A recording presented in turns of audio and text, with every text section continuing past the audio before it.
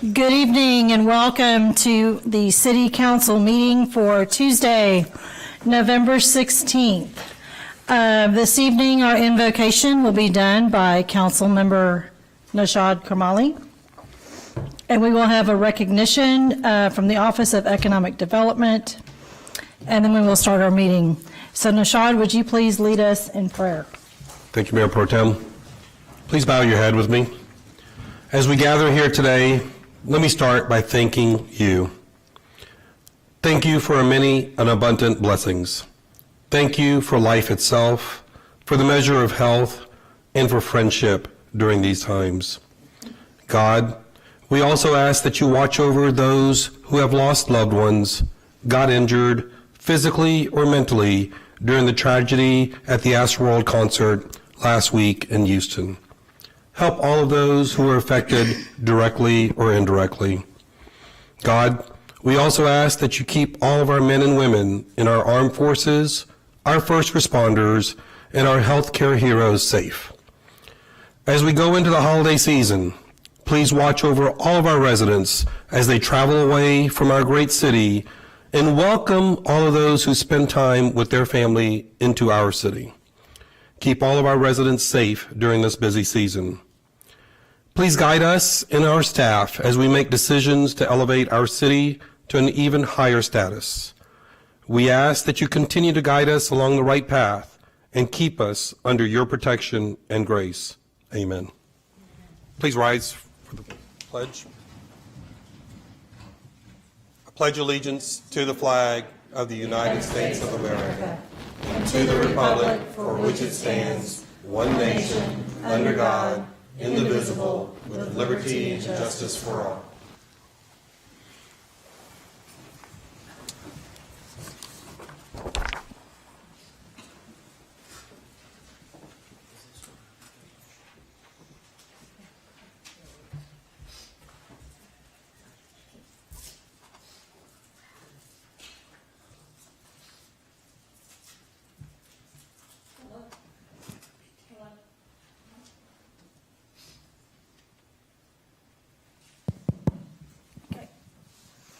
Okay, so tonight we have a recognition to say thank you to our IEDC for our honor. Hold on a second here. We have this is the second Innovation Award for the All-In for SLTX Sweet Cash Program, and I would like to bring up Devin Rodriguez, our Assistant Director of Economic Development.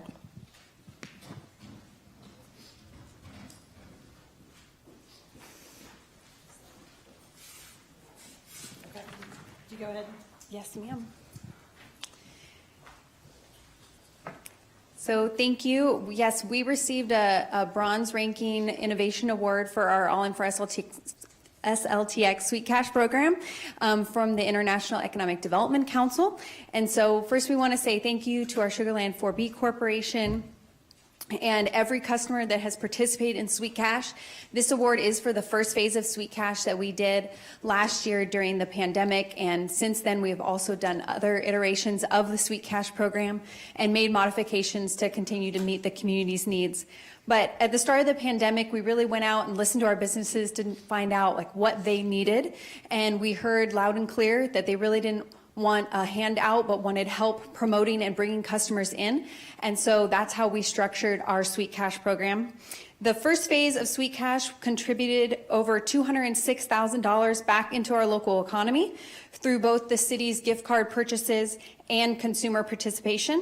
And additionally, the program had 790 submissions and thanked over 1,000 frontline workers with the gift cards from a lot of our amazing businesses. So this was a really all hands on deck effort, and every member of the Economic Development Department was part of it. And so some of our members are up here, and I am going to say everybody's names. And I know we have maybe one or two that are virtual, but really it was an all hands on deck approach by our Economic Development Department.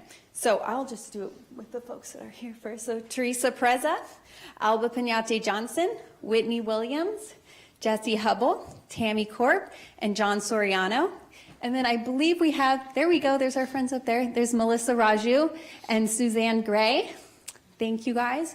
There was also several members that are no longer with the Economic Development Department, have gone on to other opportunities, but were very involved. So want to make sure we thank Cam Yurdy and Michaela Ortega and Aaron Vasquez that was also part of that. And so I believe that is the end of my remarks, so thank you. And just to note, the first phase of the Sweet Cash contributed $206,335 back into the local economy through both the city's gift card purchases and the consumer participation. Additionally, the program has had 790 submissions and thanked over 1,000 frontline workers with gift cards from our amazing businesses. As a result of the success of our first phase of the Sweet Cash program, we also launched a second phase earlier this year with some modifications to continue to meet the needs of our community. This was all a hands-on deck effort by members of the Economic Development Department, and I'd like to recognize you guys tonight, so thank you so much. Council members, if you'd like to come down and take a photo.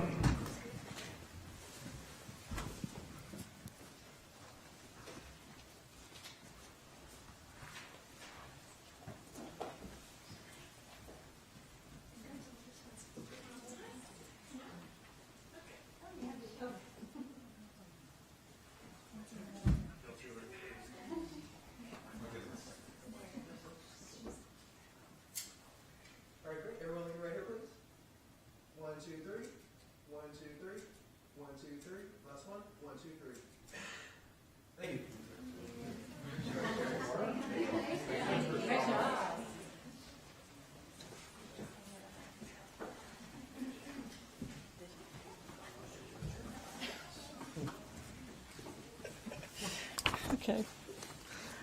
We're gonna be fabulous. Okay.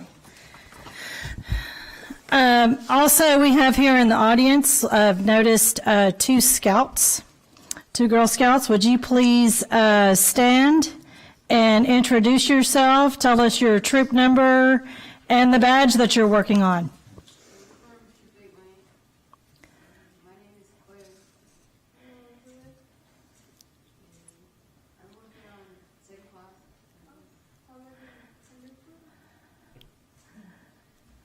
Okay, well, thank you. Thank you so much for coming to our council meeting. So now we're going to go to item 2, public comment. We have one person signed up to speak this evening, Judy Crawford. If you would like to please address us and come to the podium. Good evening. It's so nice to be here. Thank you, all of you, for letting me speak. My name is Judy Crawford. I live at 610 Lakeview and have lived there since 2017. I'm a retired Fort Bend ISD teacher and currently substitute teach there. First, I would like to thank Councilman Ferguson personally, who came out to the lake, to Cleveland Lake, and saw the terrible water hyacinth problem that we had, and he delved into the situation long enough to find out that Gulf Coast Water Authority was really the ones to get it cleaned up. And it's been sprayed now several times. They were back out spraying today. So all of our neighbors want to thank you, especially Councilman Ferguson, but everybody who participated. Mrs. Watley also was concerned about that as well. So I'm really here to speak, though, about the rezoning of the east side of Lakeview, Lakeview east of Maine, which apparently the south side of Lakeview was added into HR 1 maybe in 1995. The entire process of deciding to rezone the HR 1 regulations has been very complicated and difficult for neighbors to understand. Abigail Martinez has done a great job trying to get input and encourage participation from the neighbors, but we've also had a worldwide pandemic during that time for a year and a half. And as many of you know, as things drag out, people lose interest, they don't understand, they quit paying attention and think council's going to do what they want. I've spoken personally with most of my neighbors, all but I think 3 on my street, And nobody wants new regulations. Our side of the street, the south side of Lakeview, has never been similar in construction to the rest of the, quote, hill, which is mostly east of Main, and including Lakeview east of Main. Most of them say they do not want new regulations. What we can't understand is how the vote, which Mrs. Martinez kindly took, turned out to be 56 to 44% on the south side of the lake. I've given you the voting ballot that we were given, and the only thing we can think of, I even had two neighbors call me and say, which way is it I'm supposed to vote not to get the new regulations? Because the new regulations were still called HR 1, people don't want a new regulation, so they may have checked stay HR 1 instead of revert back to R1. But I think most people wanted to be reverted back to R1, and we do not want to be included in the new HR 1 zoning regulations, which will add additional regulations to future building. There's a really nice home by Pierce Built at, I think it's at, I want to have the address, but anyway, Pierce Built, it just sold. I believe it's 3 feet over the new HR 1 regulations. Ms. Martinez has told us, oh, well, don't worry about it. You know, your current houses are going to be fine. Most people like me don't even know about setbacks or roof angles or where fences are supposed to be until it's Ms. time Crawford. to actually remodel. It's time. Whoops. Okay, well, that's it. Go ahead and finish.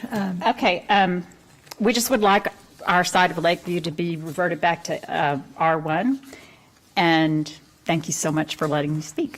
Thank you, Ms. Crawford. Are there any other public comments? No one Okay. signed up.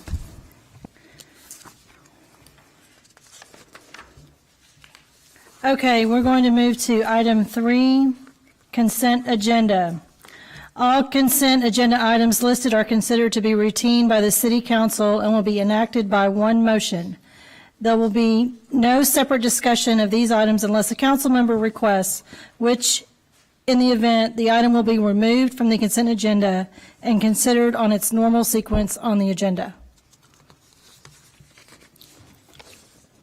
Do we have a motion to approve? So moved. Second. Second. You have a second? Okay. Vote at this time.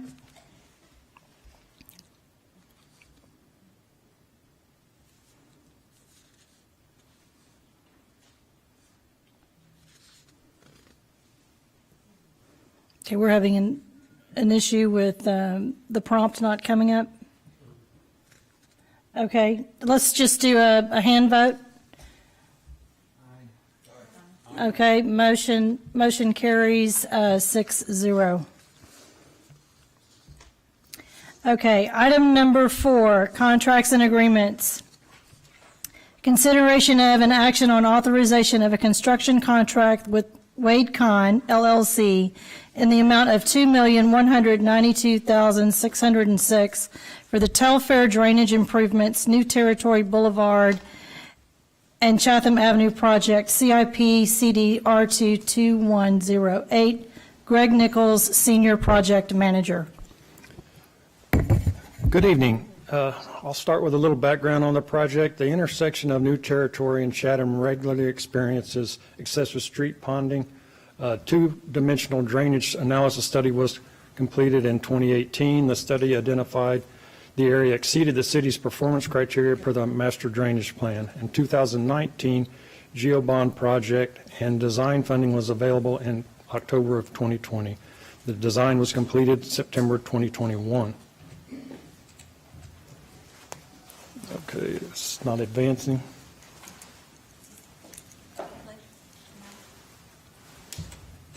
Okay, No. Use the arrows. still not going. There we go. Well,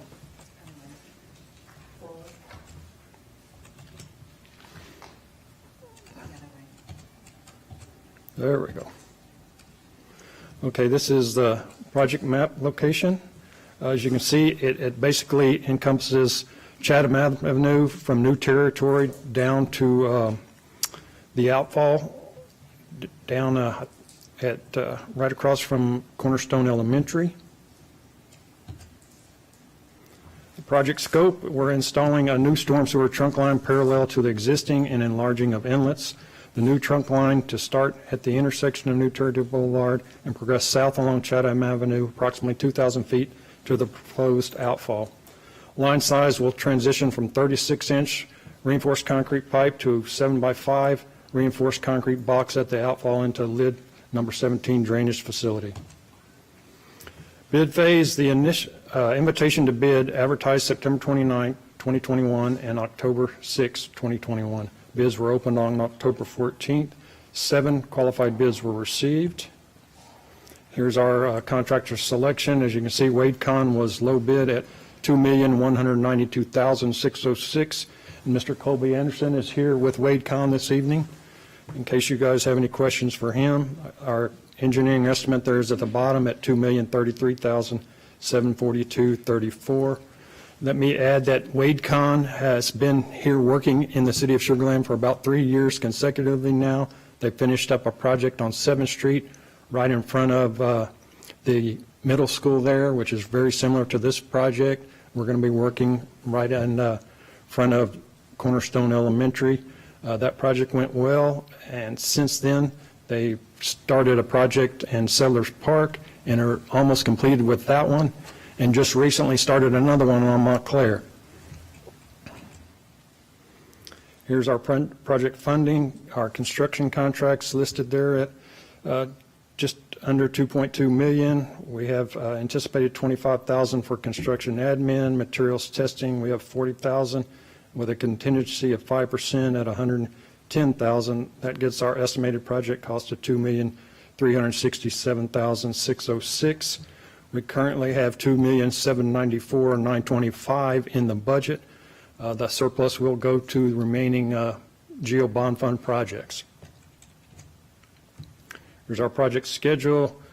Provided that the council chooses to award this contract tonight, we anticipate notice to proceed in December with substantial completion, 150 calendar days, anticipated completion April 22nd. Project impact, let me read through this and then I'll go back and elaborate a little bit on some of the items. Lane closures and detours, 1 lane open in each direction, increased traffic near Cornerstone Elementary School, met with principal to coordinate traffic impact, student safety discussed. Lane closures and detours, we have several small detours in the project, one being right in front of the elementary school there. Basically, we're going to have to limit that down to northbound traffic making a detour around the school itself. It's very short. That allows us, we've got a junction box there that we're not going to be able to get in without closing off that lane. The majority of the project, we can get the new trunk line underneath the paving, and with the street being 40 feet wide, we can still maintain two-way traffic, with the exception of the little spot there at the school and up at the upper end of the project right at Chatham and New Territory Boulevard. Basically there, when we're doing in that in 8 sections, there's a little piece right in the very center of the intersection. It's going to restrict turning movements, so to make the turning movements, you're going to have to go down New Territory to the next crossover, make a U-turn and go back up. It's about 800 feet. Both of those little short spots, I'm anticipating completing within about 2 weeks. Let me add the spot at the school. We realize that's a critical area. We're doing everything we can to try to make that happen during the winter break while they're gone.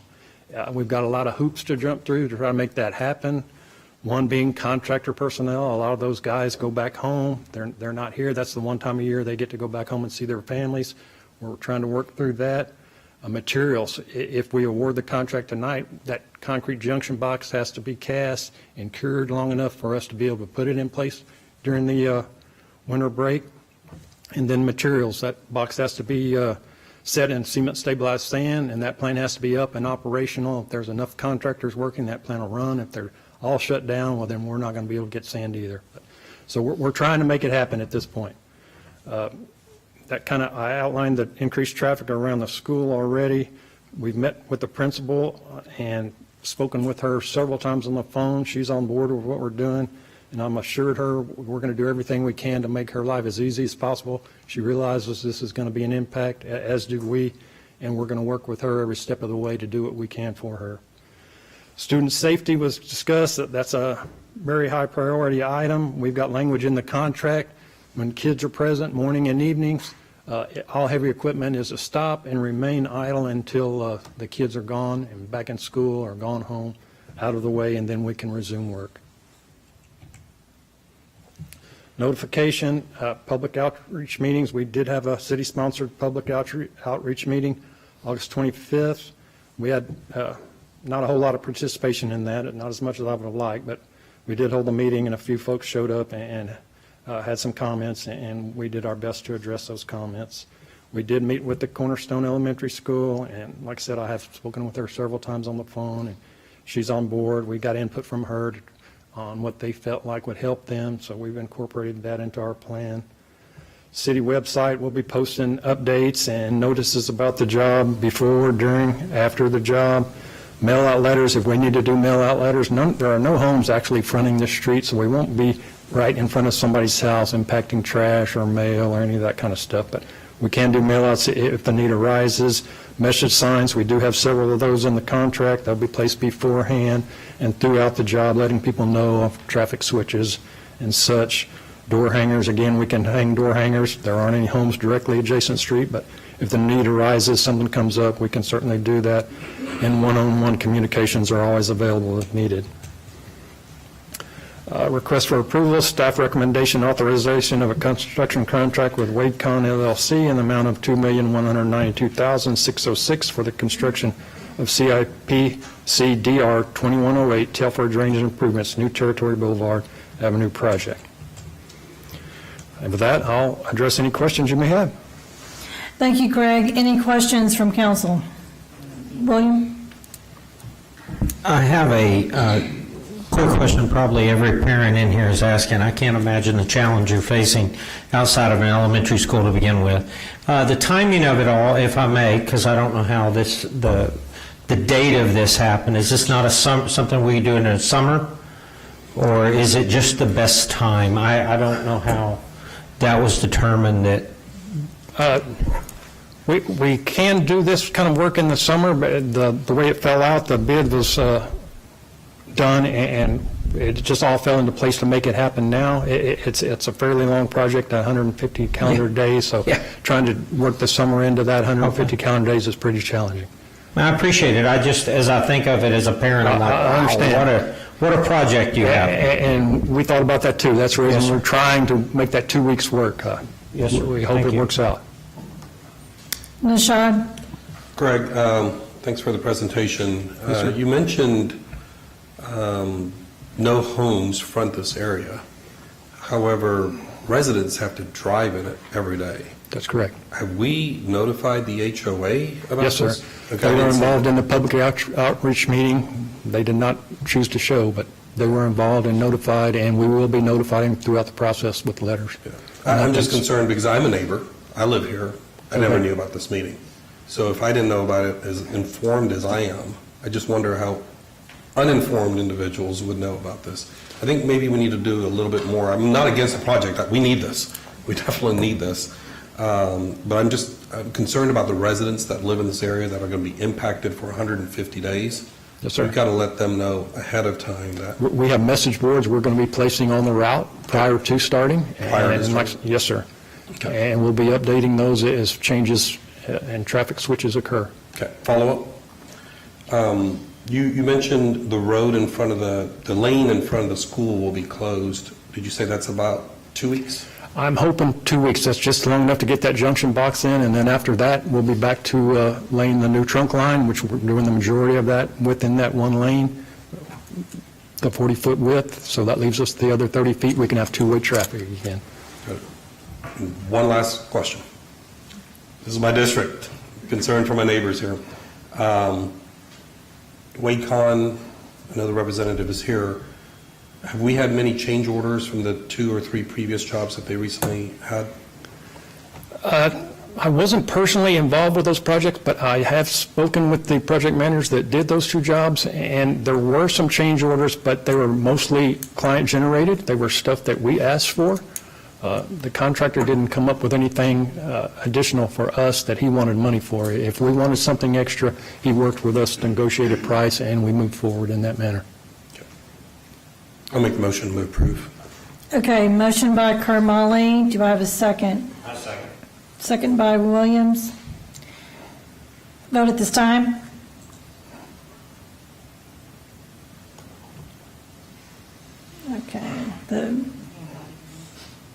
Okay, we'll do a hand vote. Okay, motion carries unanimously. Okay, item B, consideration of an action on authorization of a contract by and between the City of Sugarland and Green City Recycler for residential soft recyclable collection and removal services. Georgia Tate, Environmental Manager. Good evening, Mayor Pro Tem and Council. As is tradition here at the City of Sugarland, as we have staff come forward with their first presentation to Council, we do make introductions. So with us today, we have Ms. Georgia Tate and then Dawn Steff. And so I'll be introducing Dawn Steff, and then Dawn will be introducing Georgia. So for those of you who don't know, Dawn has been with the city for 11 years. She's the former Director of Environmental Neighborhood Services. Recently, I've asked her to come in and fulfill an interim role as Interim Director of Environmental Neighborhood Services. She's been with the city over 11 years. She's a graduate of Texas A&M. She's held various positions while at the city. She was the environmental manager, which is what Georgia is today. She was an assistant director of public works. She was an interim director of parks and recreation. Most recently, she was the economic development liaison. So with that, Ms. Dawn Steff. Thanks, Rob. Good evening, Mayor and City Council. So I'm here to introduce Georgia Tate, who is our new environmental manager. She started at the city in June of 2019 in the city manager's office. She moved to Public Works as the admin manager in December of 2019. And as of this year in July, she is our new environmental manager. She is an Aggie based on her graduate degree, so we're happy to have her as that. With that, I'll turn it over to Georgia Tate. Good evening, everyone. It's nice to be with you tonight. Bear with me, I am a little nervous. Tonight we're going to be discussing the textile recycling program that the city currently has. I'm going to give you some background information in our existing contract before I walk you through the proposed contract tonight. Our original contract was initiated in 2016 with Simple Recycling. This is a revenue generating contract where they do weekly collection on the residents' recycle day at 1 cent per pound. Earlier this year, they suggested some changes to the service level. They did not wait for City Council approval to make those changes. They switched from weekly collection to on-call collection, and they also changed the revenue from 1 cent per pound to 5 cents per pickup. Because they made those service changes without City Council approval, the contract was terminated. The existing contract expires this Thursday, and the proposed contract would actually activate this Friday, so there's no gap in services for our residents. Ooh. Click. There we go. Just some reminders on textile recycling. It is estimated that 85% of clothing ends up in a landfill, with only 15% being recycled or donated. We're working to encourage our residents to participate in recycling. This program will target the textiles that are going into the landfills, not those that are currently being donated. We always recommend that our residents donate first and then recycle, so they can continue to donate to charities, churches, nonprofits in our community. Just an overview of some of the items that can be recycled through the textile program. Bedding, clothing of all kinds, things for your pets, sleeping bags, stuffed animals, some of the leftover Halloween costumes from earlier this year. To give you some information on the recommended vendor that we are proposing tonight, Green City Recycler is a local family-owned Houston business.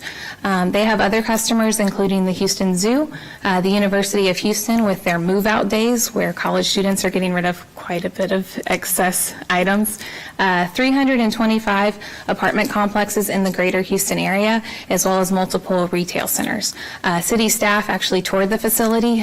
We got to know a lot of the staff and to learn about their operations before we brought this to council, and we were really impressed with their operations. The contract terms that we are proposing would be a 3-year contract with 1 renewal.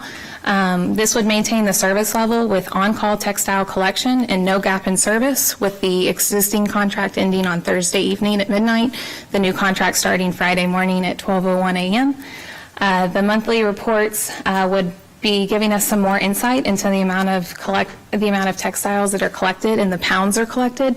This will help me target neighborhoods that aren't recycling textiles to encourage them to recycle textiles. This will also assist us in understanding our diversion rate of what is not being brought to the landfill. The revenue for this contract would also be a change from simple recycling to 5 cents per pound versus the 5 cents per pickup. The impact for residents, the major impact is going to be a new phone number and a different website that they visit. Everything else should remain mostly the same. They will contact Green City Recycler instead of Simple Recycling. They will place items at their front door on the scheduled date, and they can utilize any bag or container. There's not a set item that they have to put their clothing or textiles in. We are putting together an education campaign to notify residents of the change in the phone number and the online vendor website.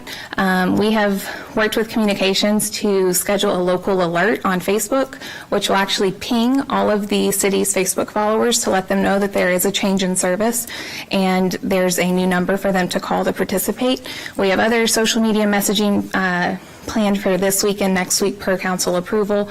We will be updating the webpage, putting together a blog post, and sending out information to our HOAs through the city newsletter and our HOA liaison. With that, City Council, we do recommend that you award the textile recycling contract to Green City Recycler for a 3-year term effective November 19th, 2021. Any questions? Thank you, Georgia. Any questions from council? Carol? Thank you. Yeah, I just want to really encourage you to have a robust education campaign, because I can't tell you how many times I've mentioned, simply recycling the former contractor to people about this service, and no one ever seemed to know about it. They had no idea what it is. So we really need to get the word out to people. Yes, ma'am, will do. Thank you. Any other questions from council? William? I want to confirm what I heard you say. 5 cents a pound and not 5 cents a collection. Yes, sir, 5 cents per pound. Okay, that's pretty cool. Yes, All sir. right, good deal. Thank you. No problem. Okay, any other questions? Okay, motion to approve by Watley, second by Kermali, and we will do a hand vote at this time. Motion passes unanimously. Thank you. Thank you. Okay, thank you, Georgia. Item number 5, public hearings. Item number A, public hearing to receive and hear all persons interested in the proposed conditional use permit for the establishment of a car dealership for the Porsche Sugarland on approximately 1.110 acres located between US 90A and US 59, the Southwest Freeway, east of Derry Ashford. This is the first consideration, an ordinance, City of Sugarland Ordinance number 2253, an ordinance of the City Council of the City of Sugarland, Texas, granting a conditional use permit for a car dealership, Porsche of Sugarland, located on an approximately 1.11 acres at the marketplace at Sugarland near US Highway 59, Park Lane Boulevard, and US Highway 90A within the general business B2 zoning district. We have Laura Waller, Planner 2 for the City of Sugarland. Good evening. So I'm here to chat with you tonight about the Porsche dealership potentially going in the area between 59 and US 90A. This is around the Homestay America or Extended Stay America, as well as the Spring Hill Suites, excuse me. This was annexed in 1984 with the City of Cities MUD, so it was annexed with Sugar Creek. The facility is going to be just under 150,000 square feet and is proposed to include 233 parking spaces, 12 service bays, 4 wash detail bays, as well as a little over 11,000 square feet of showroom and sales. Of particular interest is that there's no nearby residential property. That's typically the primary concern whenever you're looking at conditional use permits, and there is not any nearby this site. All activity and storage of inventory is also to be inside the proposed structure. This is newer. Most of the car dealerships here in the city of Sugarland are exterior, so it's a lot of parking lot. This is actually all proposed to be inside a single structure. And due to that, this does align with the land use plan as part of a regional activity center. So this is a 3D rendering. This is for reference only to give you a better idea of exactly what is being proposed. This is not going to be codified, just in case there are some sort of slight modifications in the future, where to place a window, et cetera. But this is approximately 6-story, a little under 100 feet building to include all of the storage of inventory inside. There will be about 6 spaces on the surface parking lot, but primarily everything else is indoors. Access is from 2 existing public access easements, also existing drives to the current hotels in the nearby shopping center, as well as the Audi dealership. As mentioned before, customers can park in 6 surface spots, or there is overflow parking inside the garage, and employee parking is on the roof of the structure. There is a vehicle transporter circulation plan that describes exactly how the vehicle will enter the site, unload, and then leave. There is also a designated area to unload, and one of the conditions that staff and P&Z recommends is to make sure they use that designated area for unloading. That's been an area of concern in past cases. So here's the general site plan. US 59 is along the front here at the rear bottom of the page, so 90A would be at the top of the screen. This is the building here, so as you can see, it's a pretty large building. It takes up most of the 1.11 acre site. This aisle across the front, in addition to being the fire lane, will also act as where the vehicle transporter plan will unload. So that is a designated spot right here in that little box. So customers can enter the site and park in one of these 6 spaces on the surface, or they can choose to enter the parking garage from several doors that are there. This also does include details on the fencing that's going around the perimeter, wrought iron, as well as the dumpster enclosure, full masonry. And it also includes the cut-through to see how the parking garage lighting will be shown. We do have a recent code amendment a couple years ago that requires shielding by the structure so that light is not seen from outside the building. So this does meet that regulation. The floor plans here are codified to give you just an approximate area of the square footage for what each use is going to be. So starting at the bottom right is the first floor, and then second floor, third, fourth, fifth, and sixth. So the green at the top is, again, employee parking. It's on the roof of the structure. Purple is inventory spaces, so parking for all of their inventory for cars for sale. Blue is proposed to be repair, repair, service, and wash and detail bays. And then the green and yellow at the bottom is administrative, sales room, and support for the sales area. Elevations are shown here. They do meet our 70-30% for their building finishes of primary versus secondary building finishes. And you can see the heights as well. These do meet our maximum height standards for the B2 district. And then again, just the other sides of the building. Our the landscape plan includes quite a bit of extra landscaping we did ask for. That's not normally required by the code. This was just to help mitigate and break up some of those large concrete expansions of the wall. So there is a full row of trees all around the rear of the building where the hotels are. There is also the adequate parking lot screening, as well as the double row of shrubs that will shield and screen all of the exterior parking in that little front corner. All of these trees are to be 4-inch caliper, and again, it is a double row of hedges. And then last but not least, the vehicle transporter circulation plan. This does show trucks entering from US 59, the frontage road, turning into the private access easement that's already existing, backing into the site to then unload in the designated area. and then pulling back through to circle around and get back on 59. Just to give a better idea with some aerial photos of exactly what that looks like, the truck will then come in US 59 frontage, enter the access easement, back into the site, and then pull straight forward through, back to Park Lane Boulevard, and then continue down Park Lane to get to 59 frontage road again. The land use plan and future land use map does designate this as a regional activity center, which is to include mid to high-rise buildings that include miscellaneous uses such as office, retail, residential support, and multifamily housing. The modern design and lack of outdoor sales lots are ideal for the vision of the regional activity center, which y'all will hear a little bit more about later tonight with the workshop.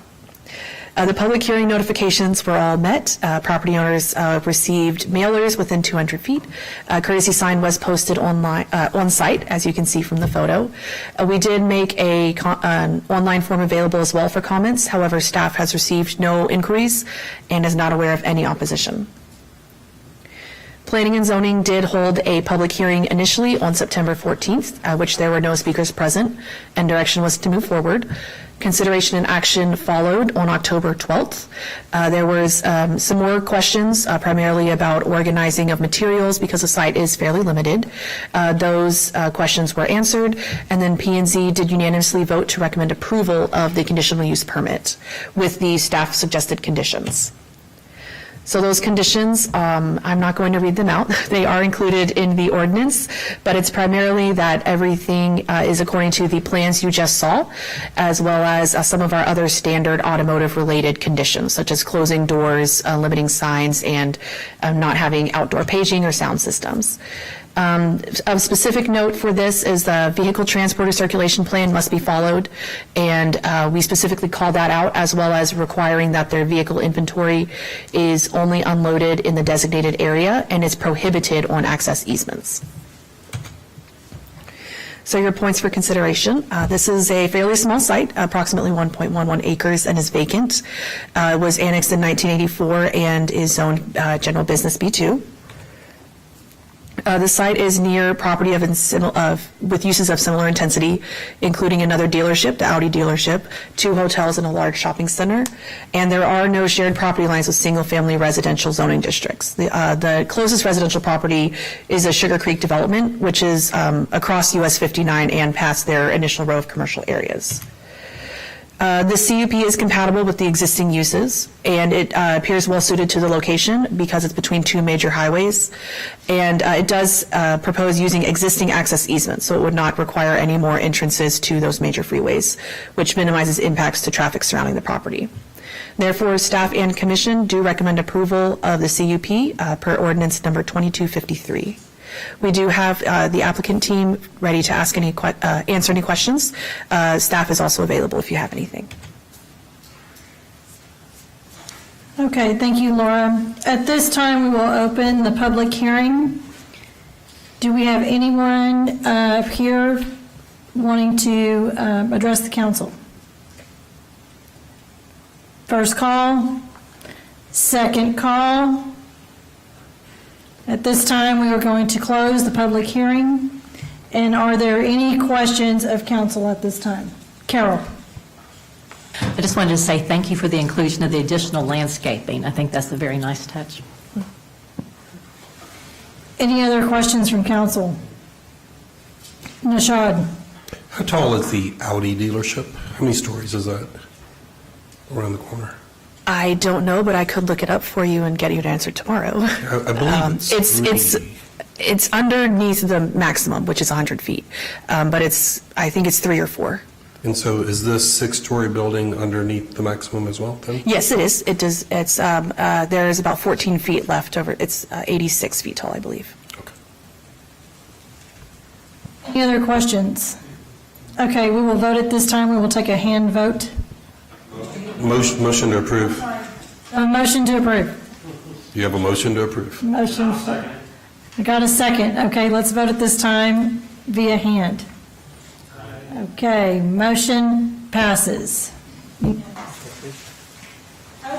item 5B, public hearing, receiving your all persons interested in the proposed change in zoning for the Greatwood community located west of the Brazos River, south of US 59, the Southwest Freeway, east of Crab River Road, and north of the Terra Development and/or Rabs Bayou. This is the first consideration and action on the City of Sugarland Ordinance Number 2251, an ordinance of the City Council of the City of Sugarland, Texas, providing a change of zoning from interim standard single-family residential R1I district to permanent standard single-family residential R1 district for property located in the Greatwood community, which is located west of the Brazos River, south of US 59, east of Crab River Road, and north of the Terra Development and Rabs Bayou. Laura Waller, Planner 2, City of Sugarland. Yes, I am back. So the Greatwood community was annexed in 2017, as I'm sure many of you are aware.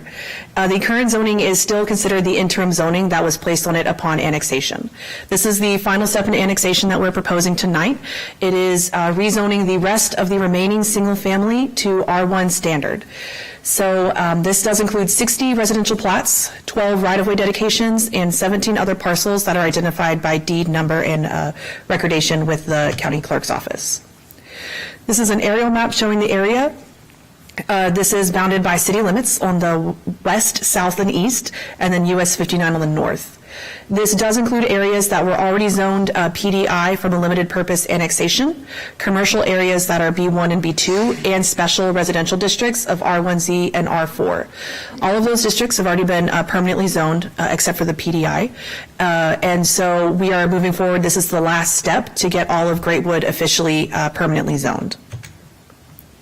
So the proposed zoning map you can see here, everything that's yellow is what we're proposing to rezone tonight. That is going from R1I, interim standard single-family residential, to standard single-family residential, R1. We're just removing the word interim. All of the regulations will still be the same, and there should be minimal impact to the community. The future land use map does designate this as suburban neighborhood use, which aligns with R1, our standard single-family zoning district. Your points for consideration is that a permanent zoning is appropriate per state statute and is the last step in the annexation process. The zoning districts do match the platted and built environment. We went through and looked at each plat individually to make sure that it did match with our standards. And the proposed zoning district does match up with the suburban neighborhood future land use map dedication in our comprehensive plan. Public hearing notifications were all met. We actually sent out postcards to each individual homeowner rather than letters, and also to the HOA. There was a web page created just for this rezoning with frequently asked questions and more detailed information. Notification was also published in the newspaper. Staff received minimal inquiries. They were typically asking what is a public hearing or asking about how to get to the website, not anything about the rezoning itself. So we are not aware of any opposition to this rezoning. This is the postcard that was sent out. There was a snafu earlier, so this is a second one that went out, and it included frequently ask questions, which is about how to make a comment or attend the meeting if they choose to, and just kind of why is this happening, which again, it's because it's the last stage of annexation. P&Z did hold a public hearing on September 14th, and then consideration and action was held after that public hearing on the same night. The commission did unanimously vote to recommend approval of the rezoning, and no speakers were present at that hearing. Therefore, staff and commission do recommend approval of the rezoning under ordinance number 2251. Okay, thank you, Laura. At this time, we are going to open the public hearing. Do we have anyone that wants to address council? Second call. At this time, we're going to close the public hearing. And do we have any questions from council at this time? Suzanne. Thank you. Laura, Laura, I'm looking at this map. We have some R1Zs in there. Is that included in the R1s, or are we going to come back to rezone those? It has already been permanently zoned R1Z. Okay, perfect. Thank you. Carol? I'd like to thank staff for your work on this, and I'd like to make a motion to approve. Okay, we have a motion to approve. Do we have a second? Second. Second from Kamali. Let's go ahead and take a hand vote at this time. Motion passes unanimously. Okay. Item C, public hearing. Receive and hear all persons desiring to be heard on the proposed amendments to the Strategic Partnership Agreement with Fort Bend County Municipal Utility District Number 128, Riverstone, regarding limited purpose annexation of commercial areas. Consideration of an action on authorization of proposed amendments to the Strategic Partnership Agreement between the City of Sugarland, Texas, and Fort Bend County Municipal Utility District Number 128, Riverstone, regarding limited purpose annexation of commercial areas. We have Ruth Lomer, City Planner, Long Range, City of Sugarland. Good evening, Mayor Pro Tem, members of council. I am back before you this evening for the second public hearing for the amendment to the strategic partnership agreement with Riverstone. There was originally a development agreement with the Riverstone developer in 2003, and then following that, we approved the original strategic partnership agreement in May of 2011, which addresses utilities, fire service provision, annexation, as well as several other items.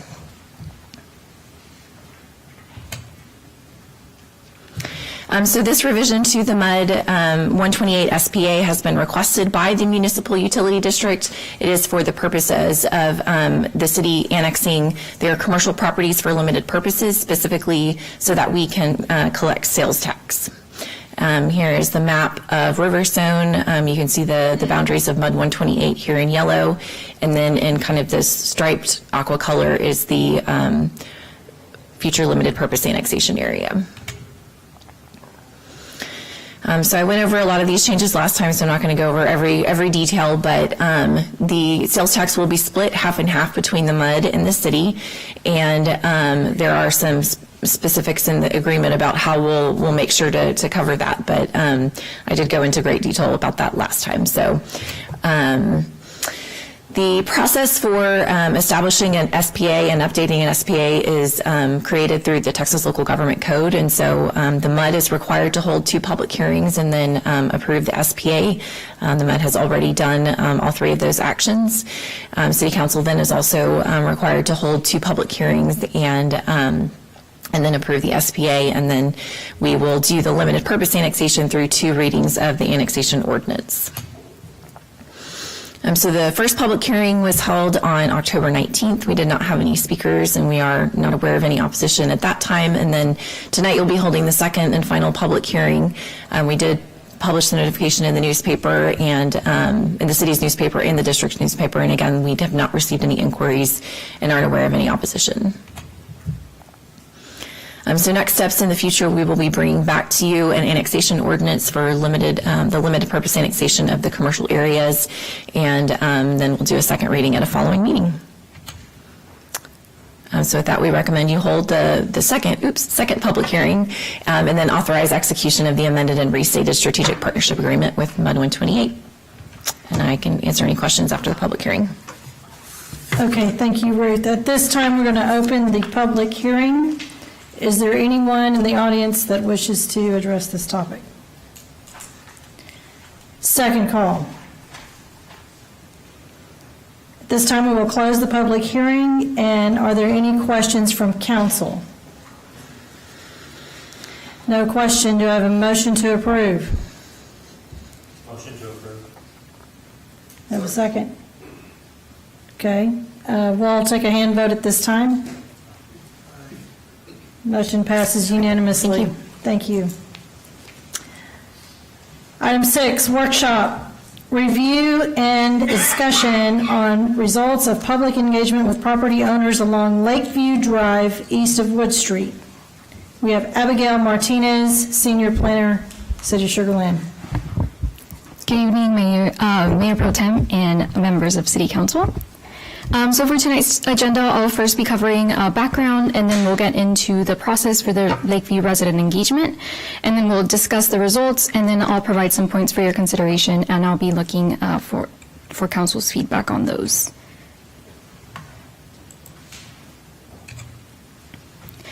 So just to provide you a background on the public engagement that was done on the Hill Community Engagement Project, which is kind of how everything started. The project kicked off back in late 2018 with the appointment of a neighborhood steering committee consisting of 5 property owners. And the project kicked off with some initial neighborhood listening sessions. These consisted of 3 small neighborhood meetings where property owners attended, and I believe it was about 8 to 10 people that attended each of these meetings. And this was just an initial touch point to understand whether the community was concerned with the redevelopment happening in the area. We did hear from one property owner from Lakeview Drive, east of Wood Street, indicating that they did not know that their property was not zoned to the hill. And so, because we went through and provided background information on the existing conditions of the area, as well as the existing zoning and all of that. So then we proceeded with the first public meeting in December of 2018, where we invited the community of the Hill, as well as the community east of Wood Street along Lakeview Drive. And again, it was just to gather initial input from the community on the project to see if they were concerned about this. The meeting followed with a survey that one of the questions asked if the boundaries of the project was consistent with what they identified the Hill neighborhood to be. We got support on that, so we proceeded. We met with the committee, and the committee drafted a vision and recommendations, which again we presented to the community in a second public meeting in July of 2019. One of the recommendations, which was to rezone the north side of Lakeview, east of Wood Street, from the R1 zoning district into the HR1 zoning district. And we received support on that, and then continued into phase 2, being the implementation phase.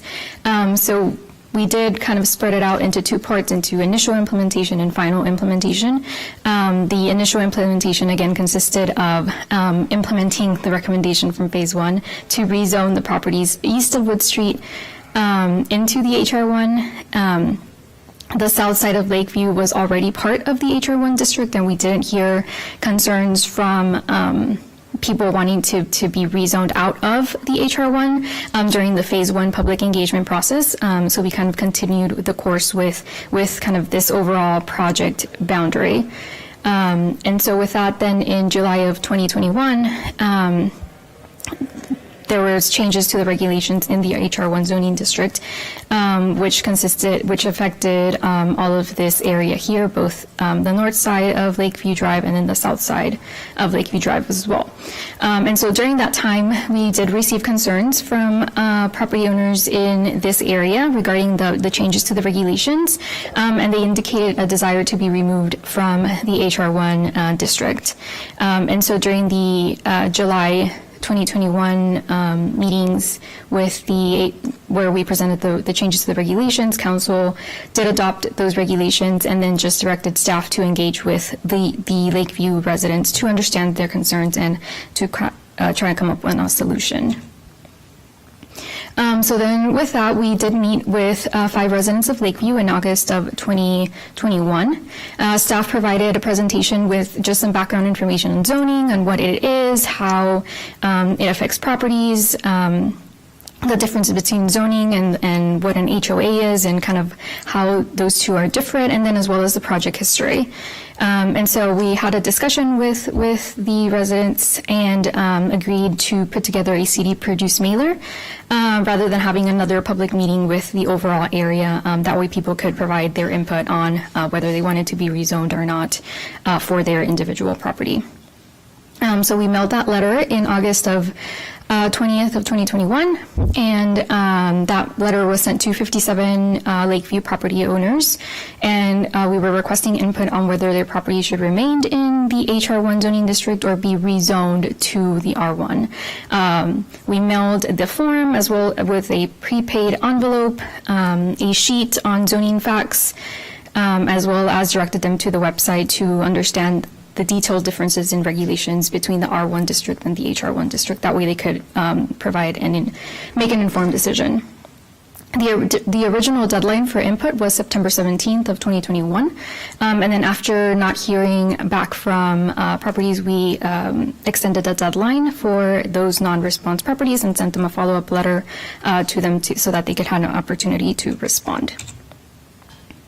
And here is a map of the areas of the properties that we heard from. The orange indicates those who elected to remain in the HR1 district, and then the yellow indicates those who chose to be rezoned to the R1 district. The property owners had the following choices here listed on the slide.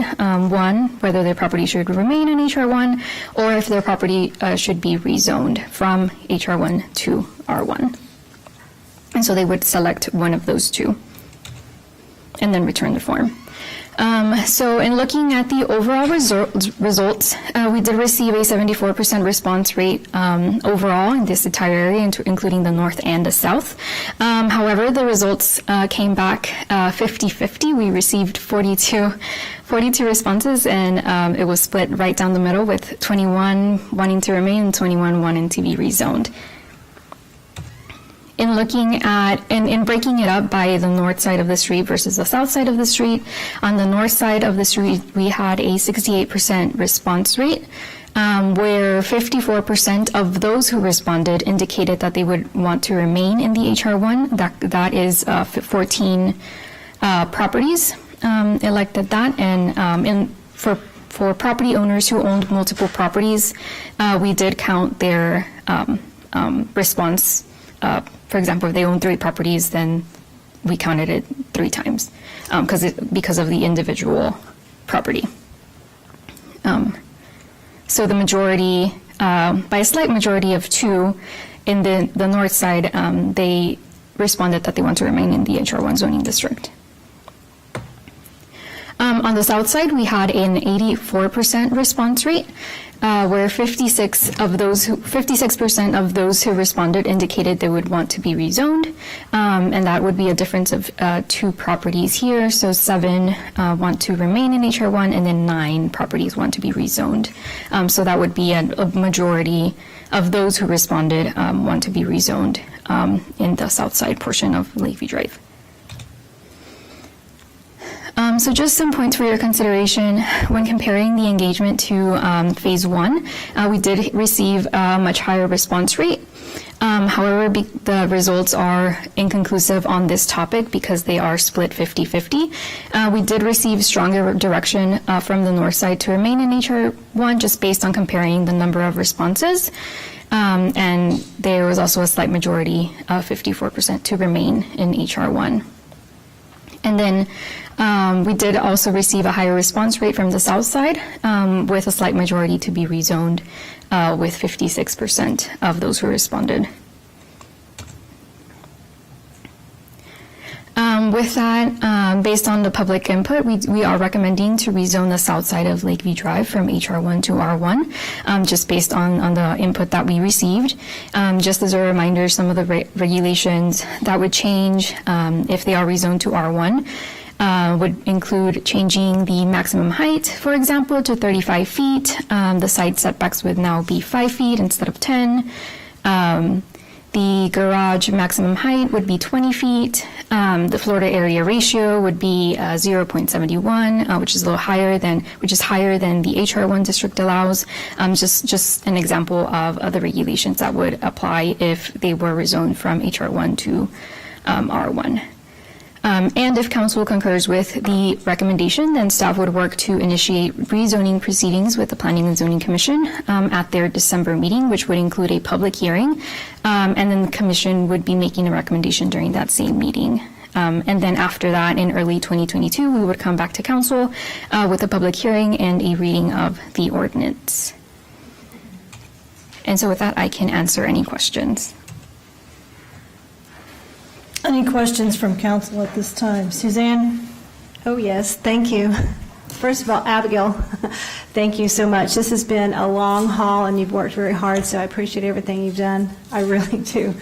I've spoken with some of the residents, especially on the south side. So a couple of clarifying questions. The ones on the south side, have they been there a long time, the ones that responded wanting to keep it at R1?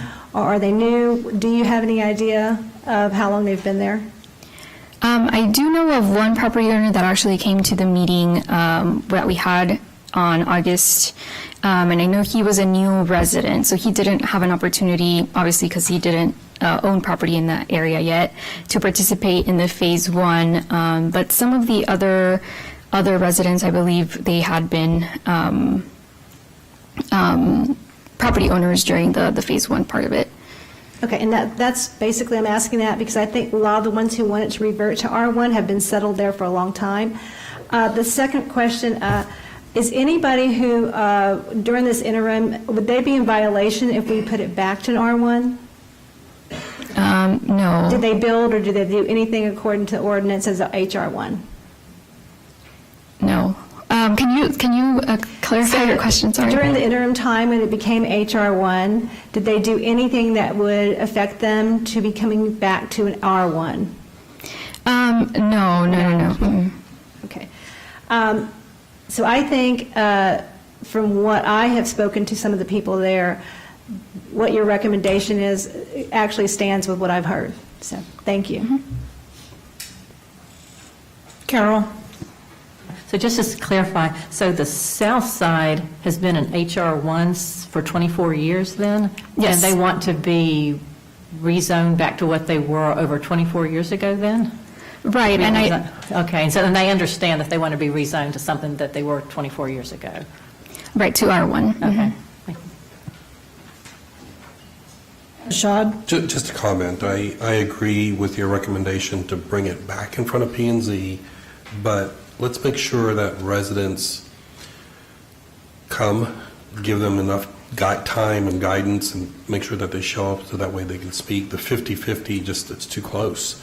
And it's got to, and the language that's on the voting, if they do it in person or if something else is mailed to them, maybe get with the resident that spoke earlier today as well and put it in a language that it's not coming from the government, but it's coming from the citizens so they understand it and they can make an informed decision on their street and the impact. That's my only recommendation. Right, and to clarify, it would only be for the southern portion. Correct. Okay. Correct. William? Thank you. Now, I'm a little different than some people about private property rights. When I see non-responsive numbers, that, for me, says they didn't want to get involved or whatever, life's busy. So when I see a tie, I don't see a tie. Is there a value to the non-responsive as a positive or a negative to our consideration, if that makes sense? I don't know if that makes sense. Sorry. We did have a way higher response rate this time around than some of the responses that we got during phase 1, so I think that for sure is a positive. However, it doesn't necessarily help with the situation on kind of whether to decide of whether to rezone or not, and so that's why we're only recommending to rezone the southern portion, because that's where we did have a majority versus, and then on the north side it was a majority to stay HR1, so that's the reason that we're only seeing. Maybe I just asked that wrong. And I think you're real close to where I'm at. Is there an engagement rule? Please bear with me. In some situations I've been in, it was a 2/3 rooftop, involved or not, 2/3 rooftop. If we don't get those numbers. So as you calculate your numbers for, tie or whatever, the non-responsive or non-engaged, are they seen as leaning towards the change or reverting? I'm just trying to understand how they're viewed. Right, we don't want to assume because someone did not respond, we don't want to assume that they're responding one way or another. So we only look at the engagement that we did get and kind of work off of that. That's why we provide all the tools that we can, notifying via direct mail, that they can respond. We provided the form. They had it in their mailbox. We provided a prepaid envelope for them to fill out the form, submit it, and then just put it in the mail. They didn't even have to go to the post office or anything to get a stamp. So we did provide all the opportunities. We also made it available online in case that was easier. And so we just tried to cover all our bases on providing, the opportunity for them to respond, and then as well as following up with those who did not respond and extending a deadline for them. Okay, I think you just answered my question. This shows the value of engaging the system. If you do nothing and you want change, but you do nothing, you may not be heard very well. What I'm hearing you say is exactly what I thought in a positive way. Thank you for clarifying that. Any other questions from council? So my thought on this is, I agree with the recommendation, but since we had a speaker come forth, we need to make one more effort to make sure that everybody understands what's going on, because normally, people see that something's coming up on a council agenda, then it perks their ears up, and then they want to get involved.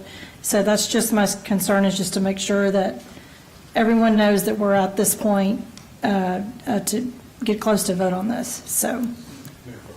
If you don't mind, I think the residents do have that opportunity to be engaged through the P&Z process. And so this isn't a decision, it is we're going to start the process again. The public has a chance to be involved in that and express their rights of citizenship and being engaged. And then from there, a recommendation will be made to the city council. Okay. Any other discussion? Okay, at this time, we're going to take a 5-minute break, and we are going to reconvene in a joint workshop with the quorum of planning and zoning and commission members in the Kane Room, room 161. So we will break at this time and meet in the Kane Room.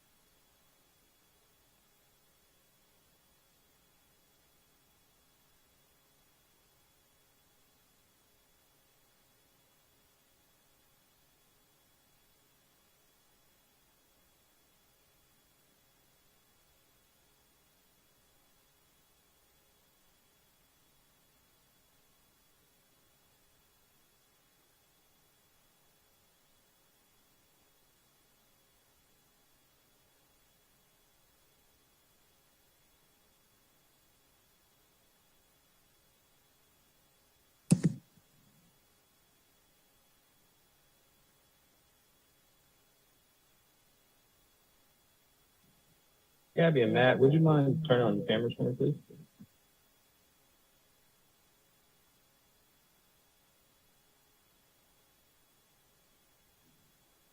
Thank you.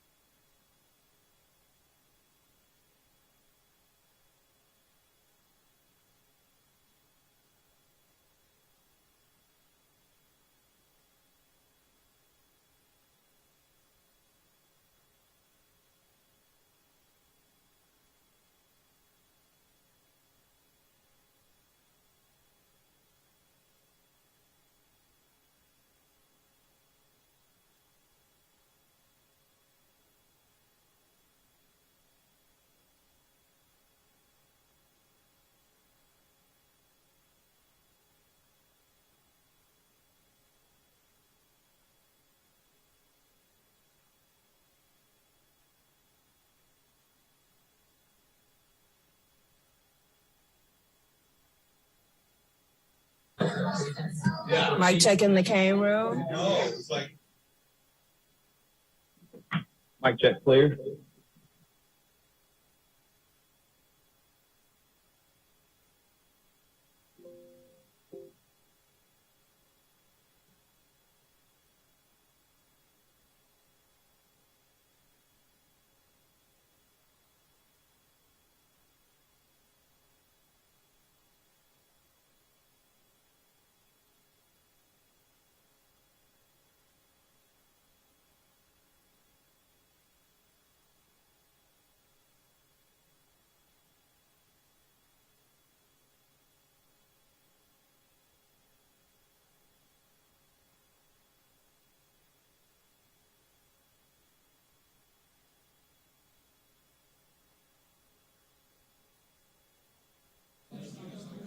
Thomas, can you hear us? Yes, ma'am, I can hear you loud and clear. Okay, sorry, it's kind of loud.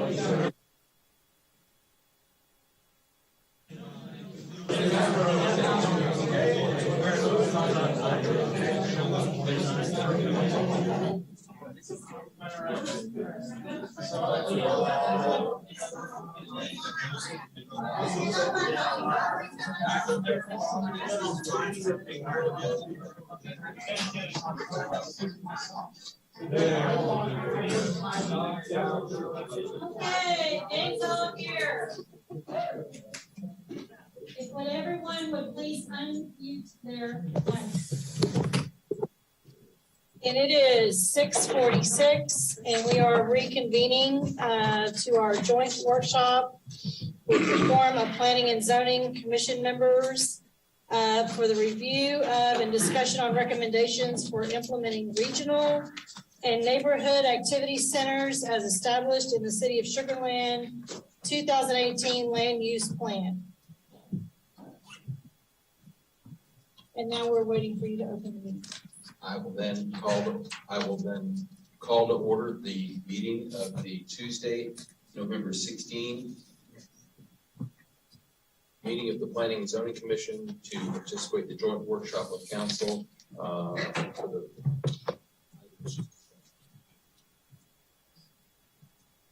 We have public comment. We don't. We do not. Okay. We have Ruth Lummer, City Planner, Long Range, and Matt Goebel, Clarion Associates. Hello again. Thank you. Welcome, Planning and Zoning Commissioners. Thank you for joining us this evening for this joint workshop presentation. I am going to be joined in the presentation by Matt Goebel. He is with us virtual. You cannot see his face right now, but he is there. I have seen him. So he will be doing part of the presentation and helping me facilitate the discussion. So this evening, we are going to start off with just a little bit of an overview and introduction to the workshop. Then I'm going to give you some background on the land use plan and the development code as it relates to regional neighborhood activity centers. And then I'm going to hand it off to Matt to talk to you about some work that they have done for us, doing some interviews with stakeholders and some peer city research. And then they're going to share some key themes and recommendations as a result of that research. And then I'll come back up with a summary of for the night.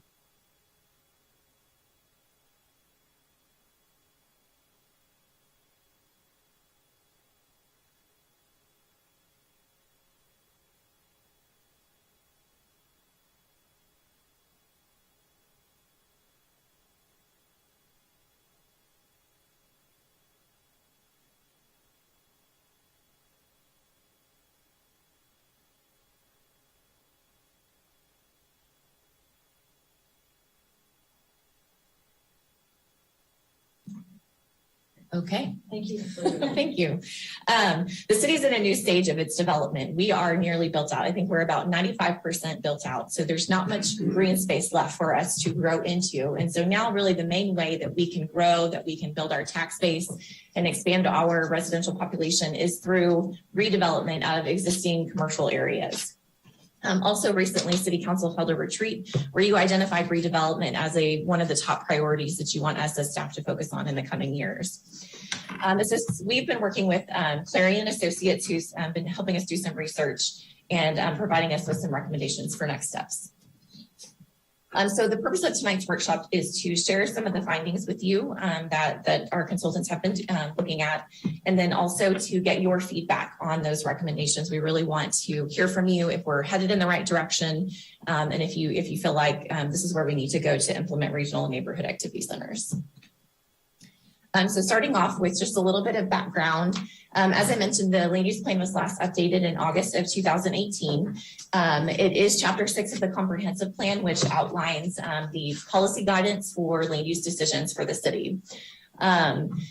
It gives us guidance on how to proactively respond to market shifts and respond to demographic trends. It also incorporates the community's values and preferences. We had a great deal of community input throughout the 5-year process, including our land use advisory committee, which was about 15 members of the community that guided the development of the land use plan. And actually, I'm going to pick on her a little bit. One of our co-chairs, Debbie Kaufman, is actually here with us this evening. So I want to thank Debbie for being here to see the plan continue to be implemented. In addition to the Land Use Advisory Committee, we also had opportunities through just kind of general public engagement, online town halls, and things like that to give the community plenty of opportunities for input. So one of the main outcomes of the land use plan was the goals that are established in the plan. So there are 10 land use plan goals. They range everywhere from protecting single family neighborhoods to creating mixed use activity centers, inviting outdoor spaces, all the way through celebrating Sugarland. Really all of these attach to redevelopment and regional and neighborhood activity centers in one way or another. Whenever we are redeveloping our commercial areas, what we're really doing is helping our single family areas be attractive and be great places. It allows us to reinvest in those areas and provide great services to our community. But there are a couple of these that are particularly pertinent to the discussion tonight. So I'm just going to touch a little more detail on a few of them. So first is goal 2, creating mixed use activity centers. This is really where the land use plan establishes the regional and neighborhood activity centers. It talks about them being walkable, compact areas that draw people in, that create activity, provide opportunities for engagement and interaction with our community. We also have goal 3, which is encouraging residential options. Although the land use plan recognizes the importance of our single family neighborhoods, the first goal is preserving those single family neighborhoods. It also recognizes that there are some folks who maybe don't want to live in a single family home and may want a different type of lifestyle option. And so it encourages us to find ways to provide that appeal to a wide range of people by having a range of residential options, and to expand our housing options to respond to trends in the market and just our demographics that are changing. Another goal that is related is balanced growth, and that really is encouraging us to look at our land use decisions and think about the impacts that they're having on our fiscal health as a city. Without the commercial development that we have, we're not able to provide the excellent city services to our residents. And so we want to make sure that we have a good balance of both commercial and residential land uses. Through our economic development program, we are constantly working to bring in new businesses, which then provides a demand for housing, which then encourages the creation of property tax values, which we can then invest in quality of life. And it's kind of this kind of circle that we're able to provide through that balanced land use. And then finally, we have goal 9, which is fostering redevelopment. And this is something that's really new to this land use plan because of that stage of growth that we are in as a city. It encourages us to promote redevelopment that supports all of these goals that I've just mentioned, but also that is respectful of the surrounding community. So again, recognizing that need to fit in and be respectful of the neighboring residential properties. It also encourages us to support rehabilitation and redevelopment to prevent declining retail centers, and then support infill development. And so what we have here is the areas of change, or the redevelopment areas map. So kind of the dark maroonish colors are the areas where we've identified we can kind of focus our efforts when we're talking about redevelopment in the city. So kind of going back to specifically the regional and neighborhood activity centers, the land use plan does envision that they will be mixed use and walkable, that they'll have, commercial and office and residential and open spaces. And there are 5 regional activity centers and 9 neighborhood activity centers. And if you know anything about the areas that are identified there, you know that they're largely built out. And so in order to achieve the vision of having mixed use areas, we're going to have to do some redevelopment. And so again, just a little more specifics about regional activity centers. These are intended to be sort of hubs for the region, not just for the city, where we'll have, major employment. They're near major roadways so that there's easy access. And these locations is where you might see all the way from low up to high-rise buildings. So a wide range of building types. Neighborhood activity centers are more your kind of main street for your nearby neighborhoods. They're intended to serve those neighborhoods that they're close to be well connected through pedestrian and bicycle connections.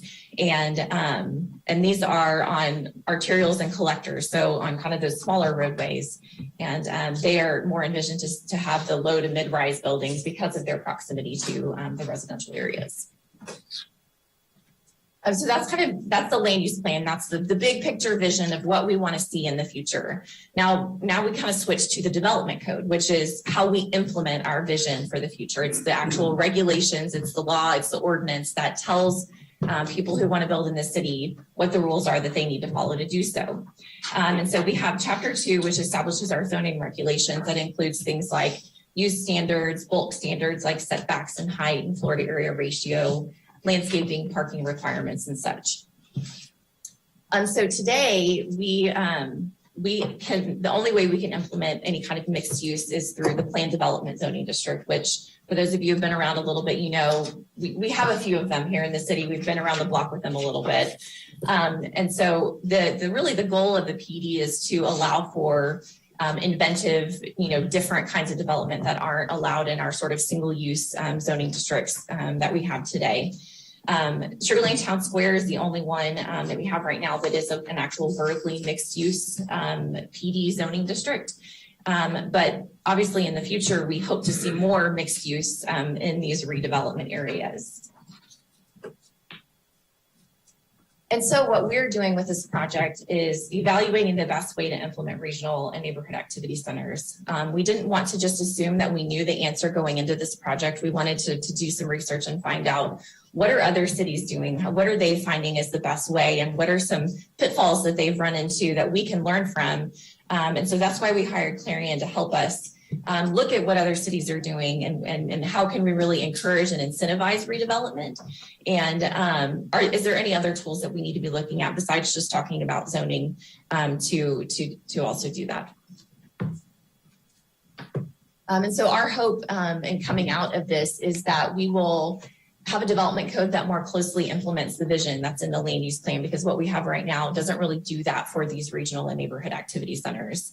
And then we were also looking to potentially shorten and simplify the development process for mixed use redevelopment so that we can provide more clarity and certainty for developers, which then in turn does encourage redevelopment to actually happen.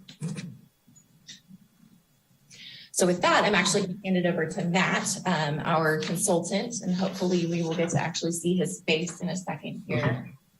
Matt, can you say something? I think I just heard you. I am here and I can see you. Can you see? Okay, we can hear you, but we can't see you. Give us just a second here. Sure. There he is. I'm waving.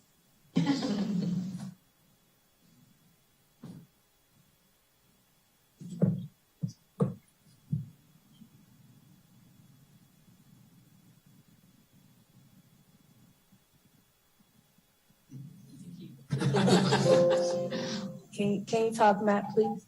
Yes, stakeholder interviews and peer testing. Yeah, sorry. Yeah, you were kind of loud, sorry. Uh-huh. You go. Okay. Thanks, What's Matt. that? All right. Well, good evening, commission members and council members. Thank you for this opportunity. It's great to be with you virtually.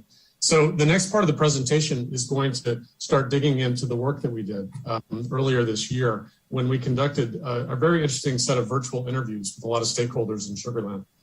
Ruth is going to advance my slides for me, so I'm going to now move to the next slide. We had the opportunity to speak, I think, with a lot of you in the room there, and also folks that actually do work in Sugarland, that do development work, that do design work. We talked with a number of property owners, property managers, various departments were represented in the interviews that we had, all just to try to get a sense of how mixed-use redevelopment is occurring today, how the development code is working, and what opportunities there might be in the future to reconsider that process in some way. So the first several slides here that I'm going to go through are, there are a lot of text, but it's just to summarize some of the high points from the stakeholder feedback that we heard. Next slide.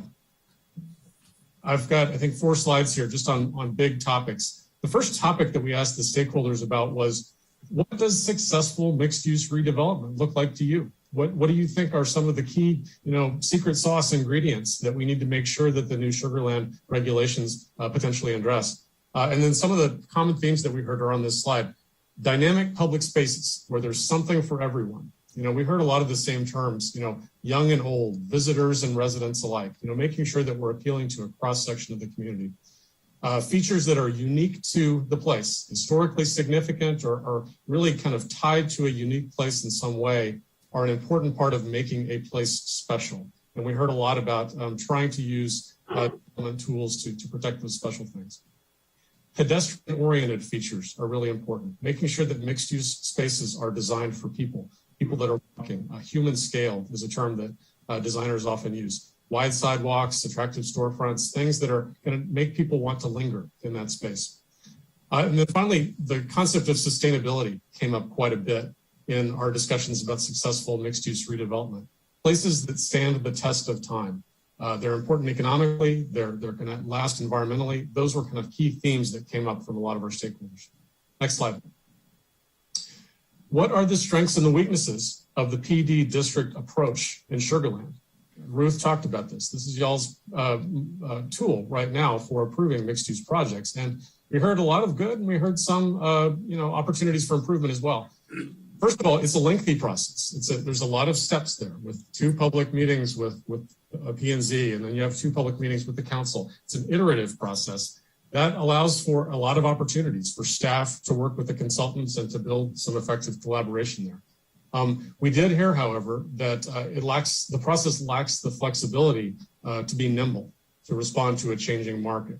There is a level of detail that's required, often early in the process, that locks in features that may be harder to change later in the process without kind of restarting the entire cycle.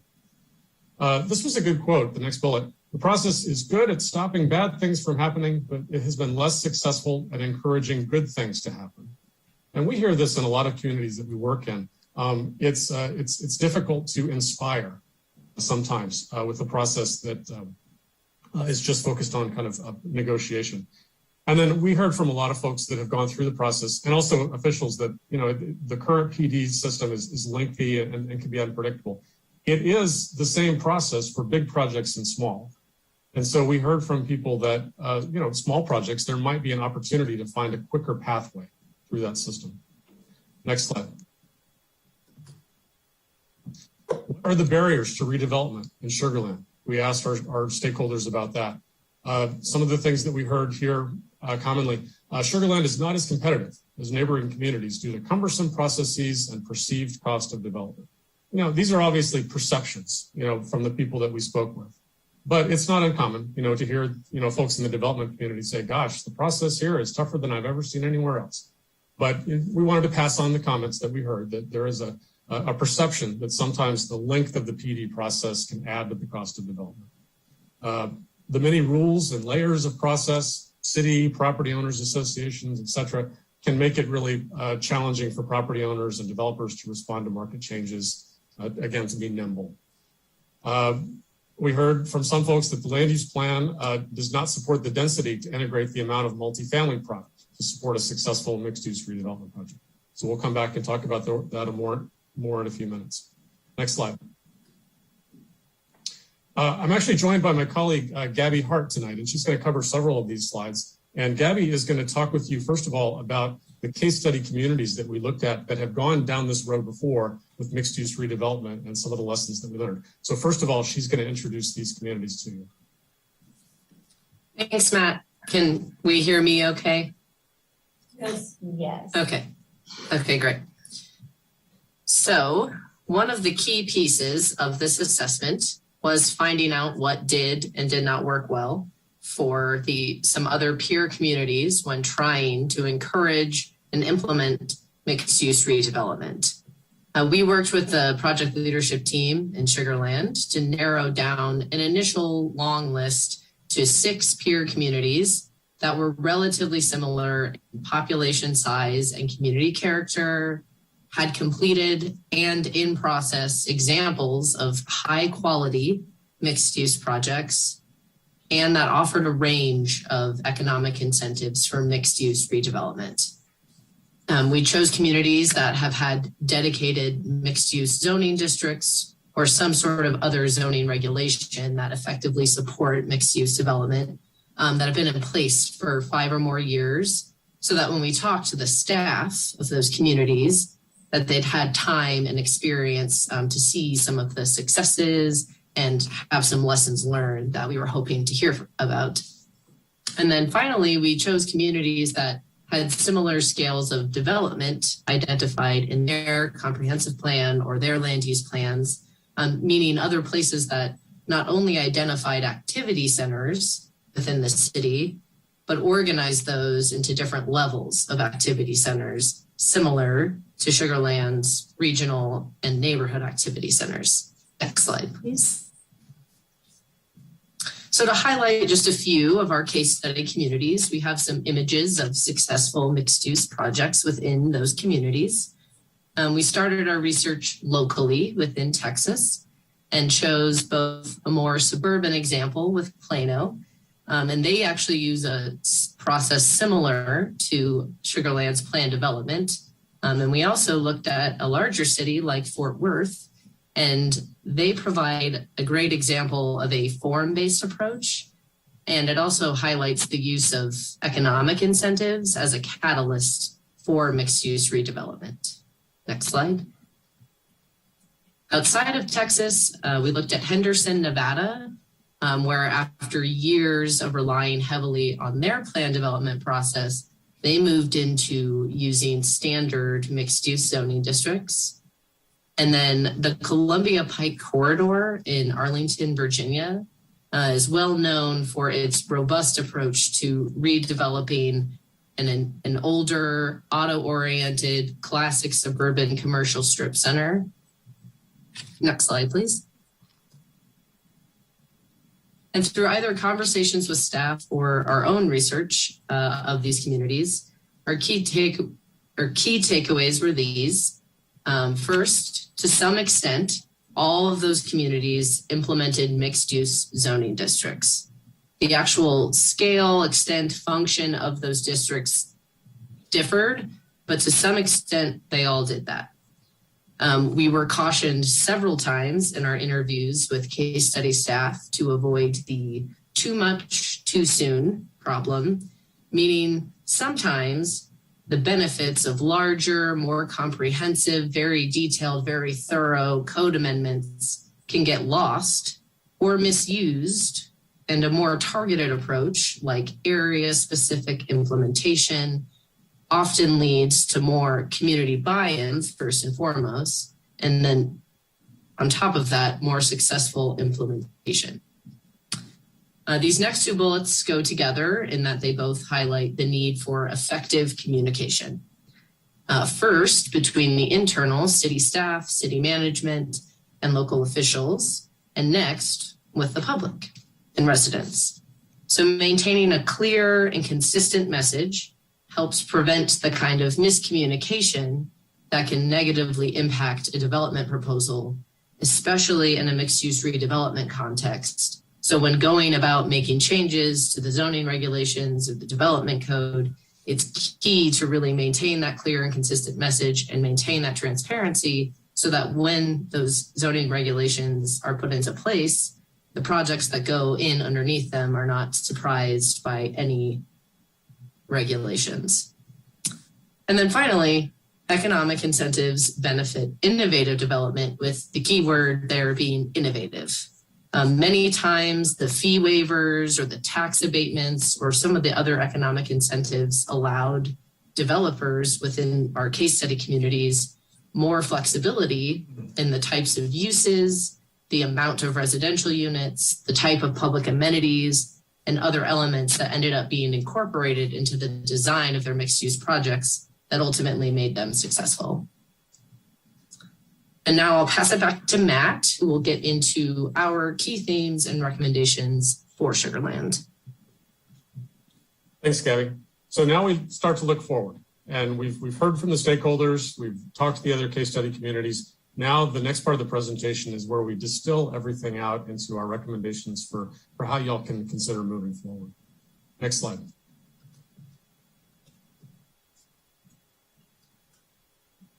All right. We are going to present these in 3 buckets. So I don't want to just overwhelm you with slides. And so I'm going to go through the first 3 recommendations first. We'll pause and see if anybody has questions or comments. Then we'll do another batch of questions, of topics. And then we'll finally do a 3rd batch, just not overwhelm you all at one time. So my first batch of slides starts with the plan.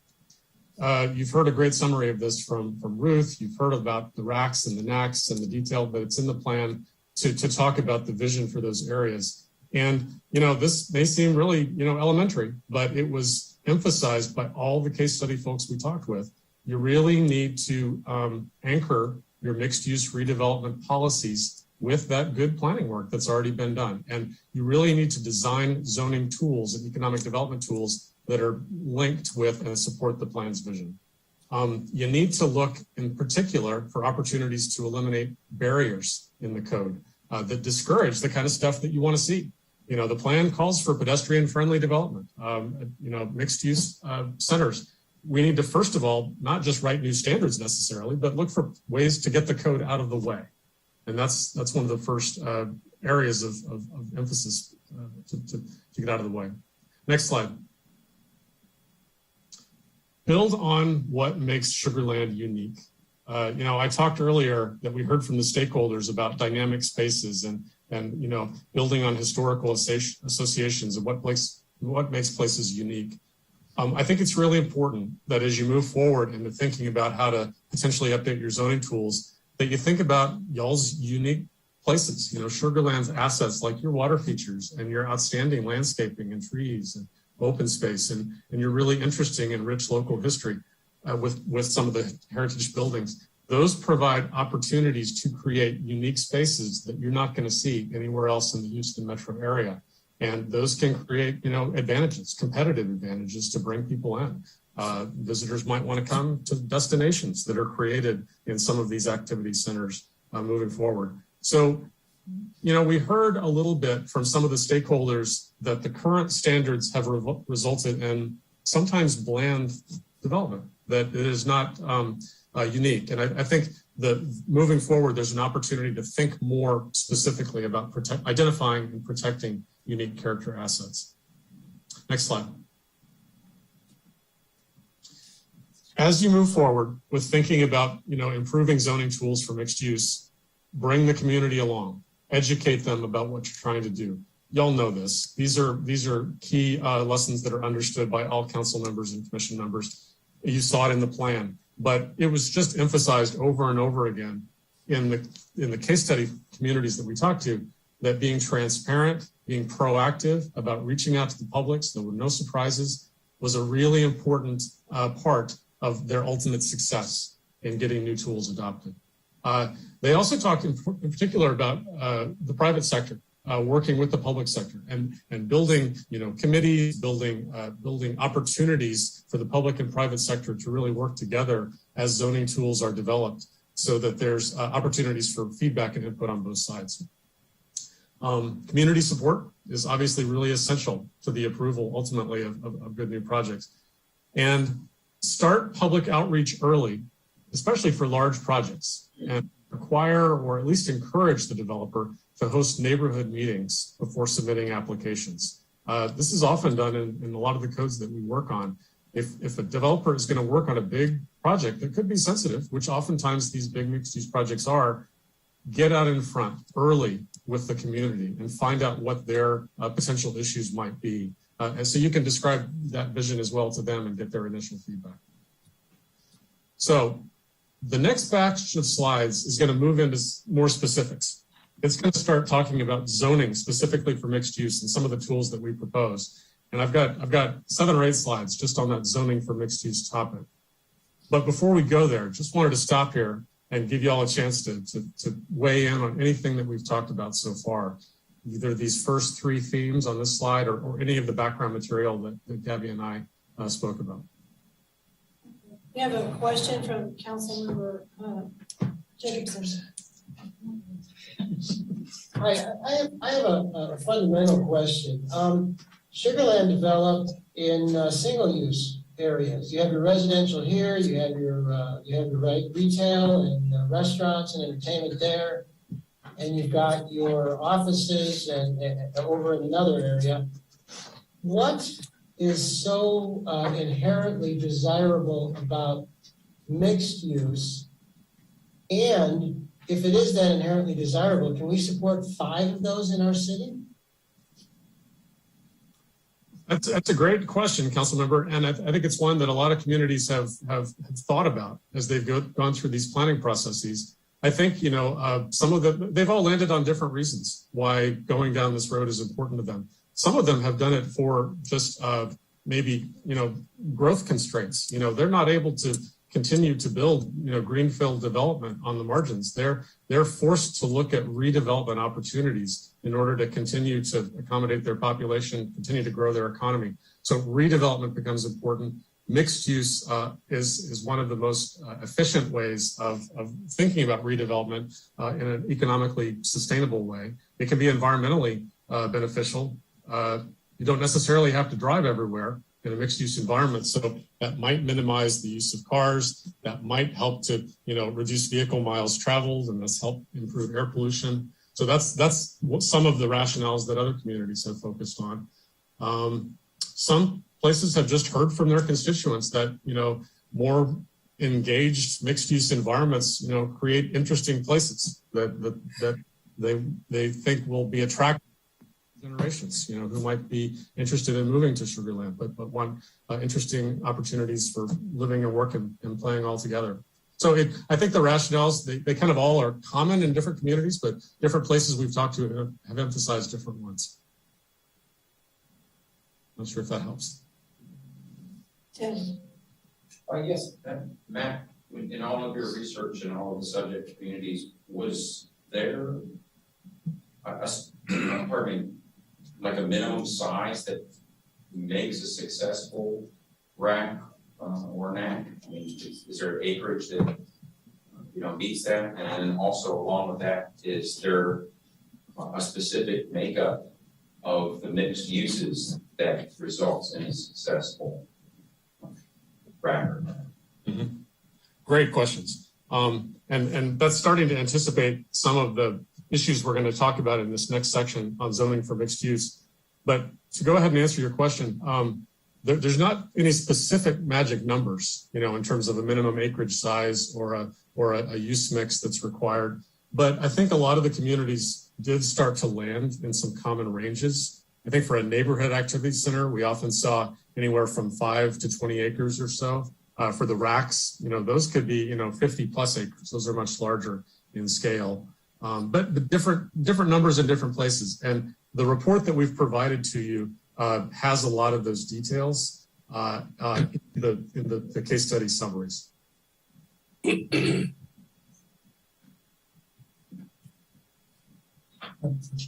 But I will say, follow up real quick. Yes. So you evaluated the locations that we've identified in the land use plan, and those racks and NACs meet those general requirements for size? That's an interesting question. I mean, we did not reevaluate the designation process for the land use plan. We took those designations on face value. They were well defined. You know, the methodology of the plan was made clear, and the NACs and the racks were all thought through, talked about with the public. There's a lot of diversity there, but that's common in all the communities that we saw. I mean, there is not a single uniform vision for what a neighborhood activity center should look like or what a rack should look like. There's some common themes. And I think the places that you've identified are all, you know, places where those themes could definitely be implemented moving forward.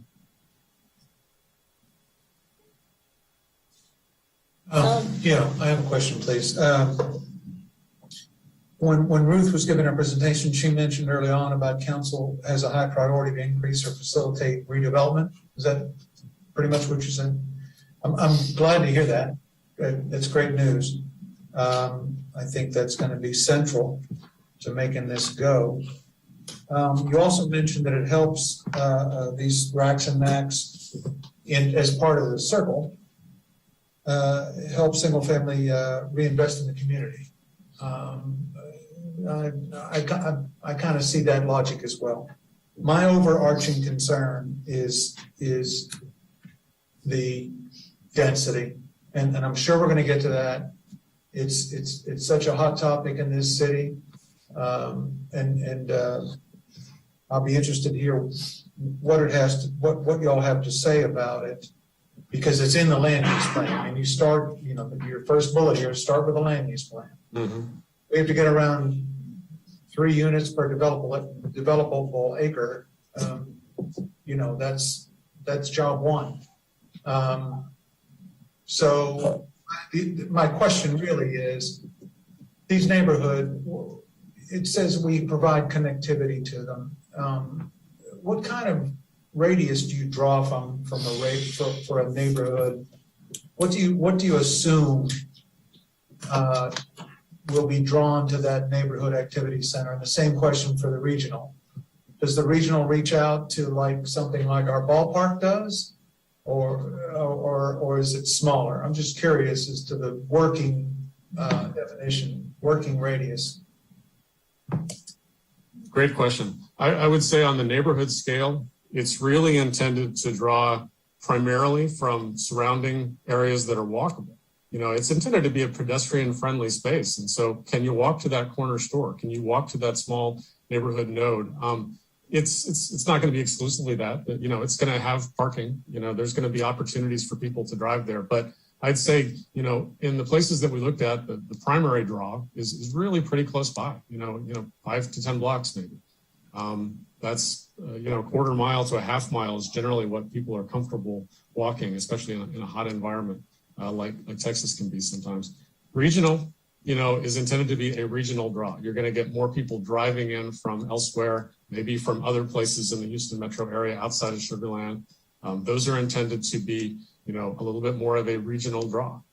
So those, you know, you could, if depending on the amenities that are there, you know, the mix of shops, things like that, you could have people coming, you know, all the way from Houston to spend the day if they decide that they are that interested, you know, in spending some time in Sugarland. Okay. Can't see y'all's faces, so it's hard to gauge. Yeah, thank you. Thank you, Jennifer. I appreciate all of this, and I've actually had the privilege of seeing some of these just in college tours and things like that, just in this past year, both here in the U.S. and international. One of the things that, though, when you look at those cities that you have listed there, a couple of these that I've seen, they kind of mirror our initial mixed-use plan where we're sitting right now. And it just kind of meta-sized from there, where they connected continuous places. I'm thinking of one that I didn't see on your list in Charlottesville, where it just continued to build on top of each other. And that area just continued to grow and be bigger. I believe Plano is going to be about that way here pretty soon. And so is a couple of them in Fort Worth. Mm-hmm. Is there value in looking at that in Sugarland versus trying to do 5 separate racks where we take the one that we've got and we've been working on for 20 years to do more around this area and maybe do things that connect it with the other rack that's across the corner of the freeway and Highway 6, and then even with the entertainment district, and set up other models like I'm going to go crazy here, a water taxi city like we have in the Woodlands, or a trolley system like we have in some of these other markets like in Denver, where we make a larger area here that's more interconnected than trying to force fit new racks on top of areas that already have some level of development. Excellent question. And that's also anticipating one of the things that we'll talk about in the next module. But one of the things that we say on a slide that's coming up is that you should focus on targeted areas. You should really focus on the areas moving forward that make the most sense for redevelopment, either because, that's where the property owners are the most receptive, or there might have just some combination might kind of elevate some of those racks and knacks versus others. I think what we would propose moving forward is that you have zoning tools to create a knack or to create a rack, but you don't necessarily have to create every one that is identified in that plan. You might decide to pick your battles. It might make sense, like you say, that some of them could be, they're relatively close geographically and they could be combined. You start with the ones that make the most sense for a variety of factors, and then you build on those successes. Ultimately, down the road, you might decide to revisit that plan and to scale back the number of racks and knacks that you have, because you really want to pick your battles and focus on the areas where those dynamics make the most sense, and you don't want to spread them so far. So I completely agree with your point. And we're not suggesting that you have to implement all of those immediately. It's just to create the zoning tools that would enable them in the future to be created. But then as you implement these and apply them to the map, you can be very selective in where you use them. Thank you. All right. We're getting into some of those topics. Yeah. So this is a quote from the report, but this is our language. A community should proactively adopt zoning tools designed to incentivize, encourage, and require the types of development that you want to see, rather than creating workarounds using zoning tools that were originally intended for other purposes. So just, be proactive in thinking about how to go after what you want with zoning tools that are designed for mixed use, rather than trying to pigeonhole them into a PD that was originally designed maybe for many other purposes. So that's kind of an initial point that covers a lot of the topics that we'll address. We think moving forward, based on the research that we've done and our just experience drafting codes elsewhere, that it makes sense to start moving down the road of drafting some standard zoning districts that are intended to implement the racks and the necks, a neighborhood mixed use district and a regional mixed use district of two different scales. Districts that you ultimately could apply through rezonings that you wouldn't have to go through a PD to get, but they would be designed to implement all the features that are called for in your plan. And we'll talk about those. The suburban and the urban PD development standards that you've already adopted, y'all have started this ball rolling already. Those standards in your PD are more thoughtful than a lot of other communities have done with their PD. You've already kind of started thinking about tiering, for different levels of PD. So drafting these new districts would not have to be starting from scratch. You could start to inform those with the work that's already been done. Other things to consider as you're starting to build these draft districts: use mixing requirements. Do you require a mix of uses to make it a mixed use district, or do you allow a mix of uses but let the market decide what is specific for each project? The communities that we talk to come down on both sides of that equation. I don't think there is a right answer. Most communities, I would say, decide that they don't want to get too deep in the weeds of micromanaging particular land uses for different applications. So they tend to stay away from that mandatory mixed use. But sometimes they'll require, especially big projects, you got to have a little bit of residential and a little bit of office and a little bit of commercial, at least, just to you got to be pulling from those big buckets of different use types. But they don't get too micro specific. How much built-in flexibility do you allow in these new districts? That'll be an important thing to think about as you design those districts. The communities that we talk to and I'll give you some examples in a few minutes, have all tried to build in flexibility to accommodate redevelopment, to encourage redevelopment. You don't want the code to be a barrier, again. So try to anticipate how you can build in flexibility so that the code doesn't prevent creativity and innovation. And then another factor, this last bullet is very important, how the new zoning districts would be applied to the zoning map. If you go down the road of drafting new zone districts, that doesn't mean that you automatically have to apply them to the zoning map when those districts are created. They would be added to the zoning toolbox. You would then have them available to use in the future. You still would have to go through an extensive, public outreach program with those property owners and the neighborhoods to think through, who's receptive to those districts? Where does it make sense? What is the transition process? Would you allow applicants to come in and request them incrementally over time? Or would the city be more proactive in proposing, larger scale rezonings to really try to make use of those new tools once they're developed? So that's again, that's a lot of thinking that would be done once those districts were starting to be drafted. Next slide. The standards that apply in those mixed use districts are really important to making sure they're designed to be high quality and to meeting the goals of the plan. A lot of different things would need to be looked at.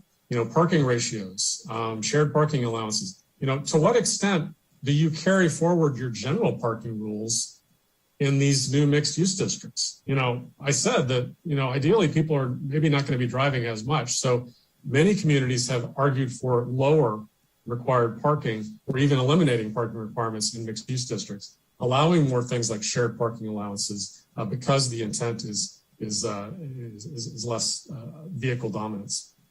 Pedestrian friendly streetscape standards, those would be really important. If you're going to create new mixed use districts, you need to identify what is the sidewalk environment supposed to look like that graphic you see on the top right there.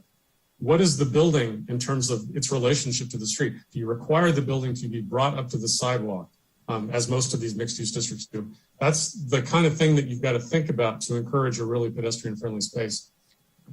I just want to pause here. Y'all are getting a lot of this type of good quality stuff in some of the projects that you've done, some of the PDs, but they've had to be individually negotiated. And there's some unpredictability in that. And so what we're saying here is that try to be more proactive and transparent in your code up front. Say what the standards are once, so then there's a lot more predictability about what you're expecting. The developer knows where to channel their resources and their time and money to develop plans that they know the city wants to see. Review the current urban and suburban requirements, I've mentioned this, to determine if they could be applied more broadly.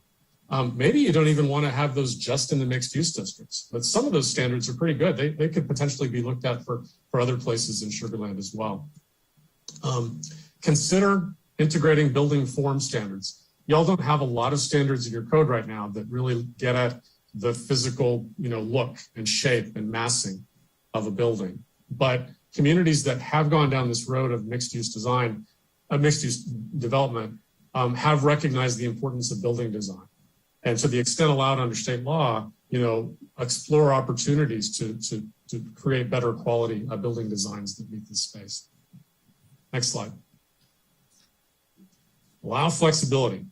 So we've talked about creating districts by right, or standards districts. We've talked about the standards. Make sure that it's not a rigid rule, but there's opportunities for flexibility and innovation, just to recognize the differences on different sites and with different applicants. Maybe you could allow a wider range of the staff level modifications and staff decision-making authority in these districts. This is something that we see a lot. If you, as the elected officials and the appointed officials, take the time to approve the standards up front in the new code, and you're comfortable with those standards, most communities are then comfortable delegating more decision-making to staff based on those standards. Not everything, there's still a role in big projects for the commission and the council, but maybe more stuff could be heard at the staff level. And that's getting at the next bullet as well. Establish criteria for minor and major development projects. Think through the big stuff versus the small stuff. And many communities have decided that the small stuff can potentially move through at a quicker rate. Maybe it doesn't require, 2 meetings before commission and then 2 meetings before council. It can go through faster. The criteria, the thresholds for major versus minor, we can certainly give you all examples of what other communities have adopted, but those are always good conversations to have about what you think is appropriate for Sugarland. Introduce a minor modification procedure. Or some tool with similar name that authorizes staff to approve minor deviations from dimensional or standards like parking requirements based on specific criteria. Again, maybe just tools to allow things to grease the wheels for small projects. Maybe if a project would be required to have 40 parking spaces, but it needs to have 38 because of the presence of some significant existing trees they want to preserve. Give staff the ability up front in the ordinance to allow those types of modifications. And then even if, finally on this last bullet, even if staff has the decision-making authority, allow them to refer it upstairs, to the P&Z or maybe the council based on criteria. You don't always have to make the staff make those decisions. You always give them an opportunity to send it upstairs for hard projects. Next slide. Incremental progress. Ruth mentioned this. Y'all's racks and knacks, they're all developed already. And we're talking about redevelopment. And redevelopment is just a whole lot of kind of individual challenging dynamics on different sites. They all have different things going on. And there's different levels of applicability. So this is a graphic here from Louisville, Texas, actually. And it's a matrix that identifies the specific rules for redevelopment projects and which different standards in the code they might have to comply with depending on what they're doing. So I don't want to get too down in this small font, but the bottom line is that they've tried to thoughtfully think through, which standards in the code, redevelopment projects have to comply with. A bigger project has to comply with more things. It's got more of these cells filled out. Smaller projects don't have to comply as many. But do you have to come up to speed on the new, driveway requirements in the code, or the new landscaping requirements, or the new parking requirements? Think through kind of what the sliding scale is, the thresholds for requiring redevelopment. By doing that, you can make sure that the code is not getting in the way of good redevelopment projects, but you are requiring improvement where it really is important. Louisville also builds on their matrix there by having an alternative compliance process. So even on top of their sliding scale for redevelopment, they've got alternative compliance provisions that allow a developer to come in and just propose alternatives that they think are as good at meeting the intent of the code, even if they don't meet the strict letter of the code. So that's just another example of how flexible tools can be built into these sites to encourage innovation and creativity and to make sure the code's not getting in the way. Next slide. Multifamily is a big issue in Sugarland. We know that. I know that you're hearing a lot about multifamily projects, but it's a part of the land use plan. This is a part of the mix of mixed use development that the plan identifies. And we talked with mixed use developers in Sugarland and Houston, elsewhere, and elsewhere around the country, who all talk about the importance of residential tenants and rooftops to support the retail and the commercial in this mixed use environment. I think that y'all have you've done a lot of heavy lifting already in the land use plan to think about high quality multifamily development and to think specifically where it should go in targeted areas. And it shouldn't go everywhere. It's not appropriate everywhere, but in places where it makes sense to develop consistent with the plan, can you think through tools that get you projects that you're comfortable with? I think if you move forward with this approach, with these new districts, that really gives you an opportunity to be thoughtful and critical about past multifamily projects and to also look at other models from elsewhere and to see very specifically what multifamily would the community be comfortable with in these types of situations. Next slide. I mentioned this earlier. Focus on targeted areas. Don't try to do everything all at once. Avoid applying mixed-use oriented tools across too broad an area. I mentioned Henderson, Nevada, as one of our case studies. That's a place where I think ultimately, they've now been working with their mixed-use districts for 10 plus years. And one of the changes that they've made over time is to scale back their expectations for where mixed use made sense. They overzoned for some of their mixed use corridor development early on. It was so diffuse that they weren't getting the concentrations that they thought made the most sense at key nodes where they were trying to serve transit. So they scaled back where mixed use made the most sense. Focus on areas where it makes the most sense and areas most prime for redevelopment. You've got the RACs and the NACs identified as a starting point. That doesn't have to be the end of the conversation, though. As we said earlier, maybe all of those ultimately don't pan out for redevelopment in this way, but it's your starting point. It's going to give you an opportunity to really engage more with these residents and these property owners to see what makes sense for them. Next slide. All right, let's pause there. That's actually moving into our final module. So I want to pause on the targeted areas slide maybe, and just, I put out a lot of meat there about zoning for mixed use and trying to be proactive about what you want to see. Does anyone have questions or comments on those slides? Carol.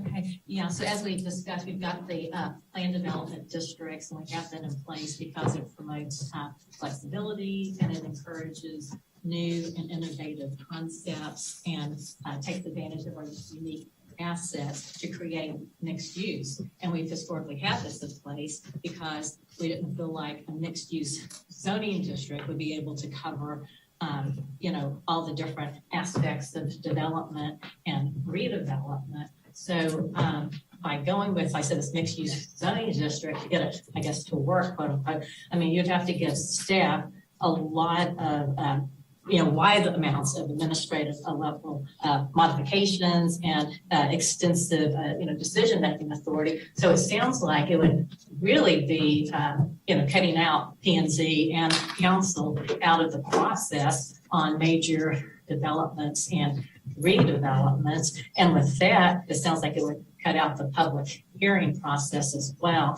So that's one of my concerns because it is such a drastic departure from, what we do now. And I think, if you're looking for a major development or redevelopment that's going to be around for 25 years, it's not that big a deal to go through 2 P&Z meetings and 2 city council meetings and allow the public to speak. And I think that there's a lot of benefits from collaboration with our extremely talented staff and with the members of P&Z. And I've seen projects that have, definitely been improved through that collaborative process before coming.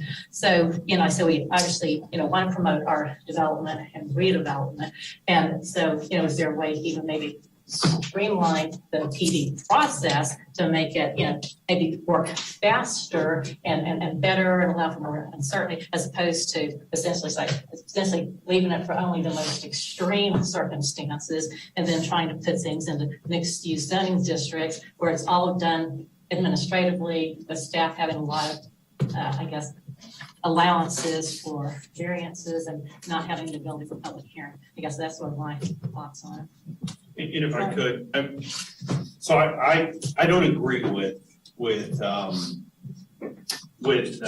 putting all of that on staff, because the reality, what the council and what everybody's doing up front is creating what do you want, and it's giving developers more certainty to where right now with the PD process, there's so much uncertainty, the amount of effort to go through it, they're just not even interested. So what you're doing, and I've been involved in these before, you're defining what that high quality is, what that mix is.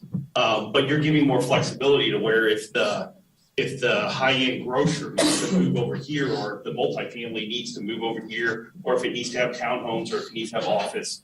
And so you're providing that up front. It gives the developers more certainty going in that they know what they have rights to.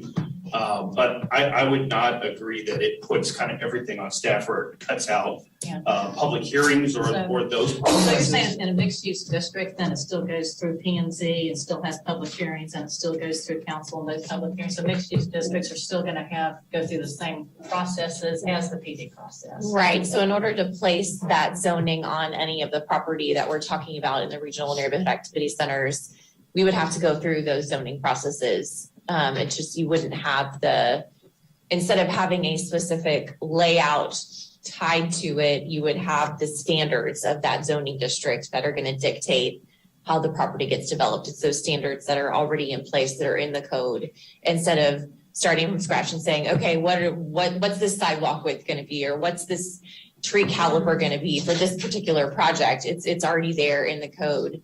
And so then it's just a matter of, do we want to apply that district here or not? And so you still have that public engagement process.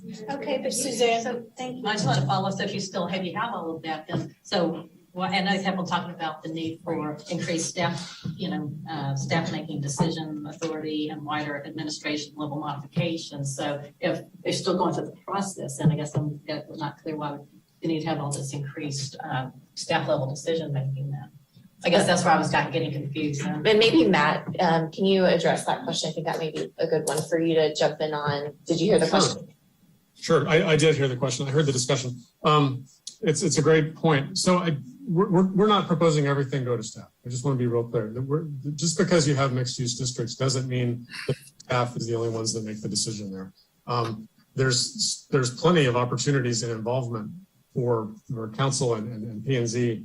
First of all, just in the creation of the standards themselves, that's the initial threshold. And then any potential rezoning to those new districts, obviously would go before you all as well. But then even once the districts are adopted, there still would be a role for P&Z and council in approving big projects, maybe looking at site plans for the big stuff. I'm just saying that this gives you an opportunity to reevaluate what you think is the big stuff versus the small stuff. And potentially you can move that needle a little bit and give a little bit more to the staff on the small side. But there's certainly an opportunity, there's an important obligation for the council and the commission still moving forward, to look at big projects that have community-wide impacts. I also wanted to clarify also that we're not proposing that the PD tool goes away. We'll talk about that in a few minutes in the final set of slides, but we do think there is some merit in keeping the PD, but maybe thinking about can you modify it a little bit to make it a little bit more, to address some of the concerns that we talked about earlier. I just have read some of the notes for the meeting that the PD would be a rare tool only used in extremely limited and unusual circumstances. So that's where I was coming from. Right, especially for mixed use redevelopment, because you'd have these new tools. Suzanne, thank you. So right now, anything that's zoned for BO, just basically someone comes in, they build a business office or they build a high rise. We don't see those come through. They're permitted, applied, and they go. We get no input from any of our people who live near them. So would that apply to these as well? So a rack is zoned rack. A rack would come in and be applied and would just start building. So my concern is if we give it that much leniency or that much approval without anyone seeing it, we have no input from constituents, none from P&Z, and none from council because it's already been zoned as such. Is that true? No, one of my earlier slides was about, community engagement, building support. And there was a bullet on there about requiring developers to talk with the neighborhood before they go in with a big project. So the point would still be to get feedback from the public about these ideas. You would have better standards in the code, ideally, that would be designed to weave these new projects in with neighborhoods, but you still have an obligation to talk. That's feedback. That's just feedback. It doesn't hold any water. So if it's just feedback and P&Z doesn't have any option to act on that feedback, it's still just feedback. Well, it depends on the type of application that's at issue. I mean, if it's an application that the P&Z would still make a recommendation on and the council would hear, yeah, there would be a role for the officials. Again, it kind of depends on where y'all ultimately draw the line between big projects and small, but just because something is in a mixed use district, that doesn't mean staff makes the decision. That's not what we're saying. Yes, sir. Yeah, an observation that hopefully will lead to a question, but I think this is really, really well done. And some of the comments that we're hearing now, I think, tie back to what you said earlier, Matt, about the need for there to be transparency and consistency in communications. And I think we do kind of have to reimagine communication between developers and the community and have it to where the input is not just around a public hearing. I'm not bashing the public hearing process, but what I'm saying at all. In fact, to the contrary, I think there needs to be a lot of discussions before you get to that point. And I think that's really important. And the other comments that we're seeing kind of go to the level of oversight too. What oversight would we still have as a commission, and would council have to use the tools that are developed to make sure the development proceeds in a way that's consistent with our goals? And on that regard, I don't want to get too far down in the weeds on this, but let me try to ask the question like this.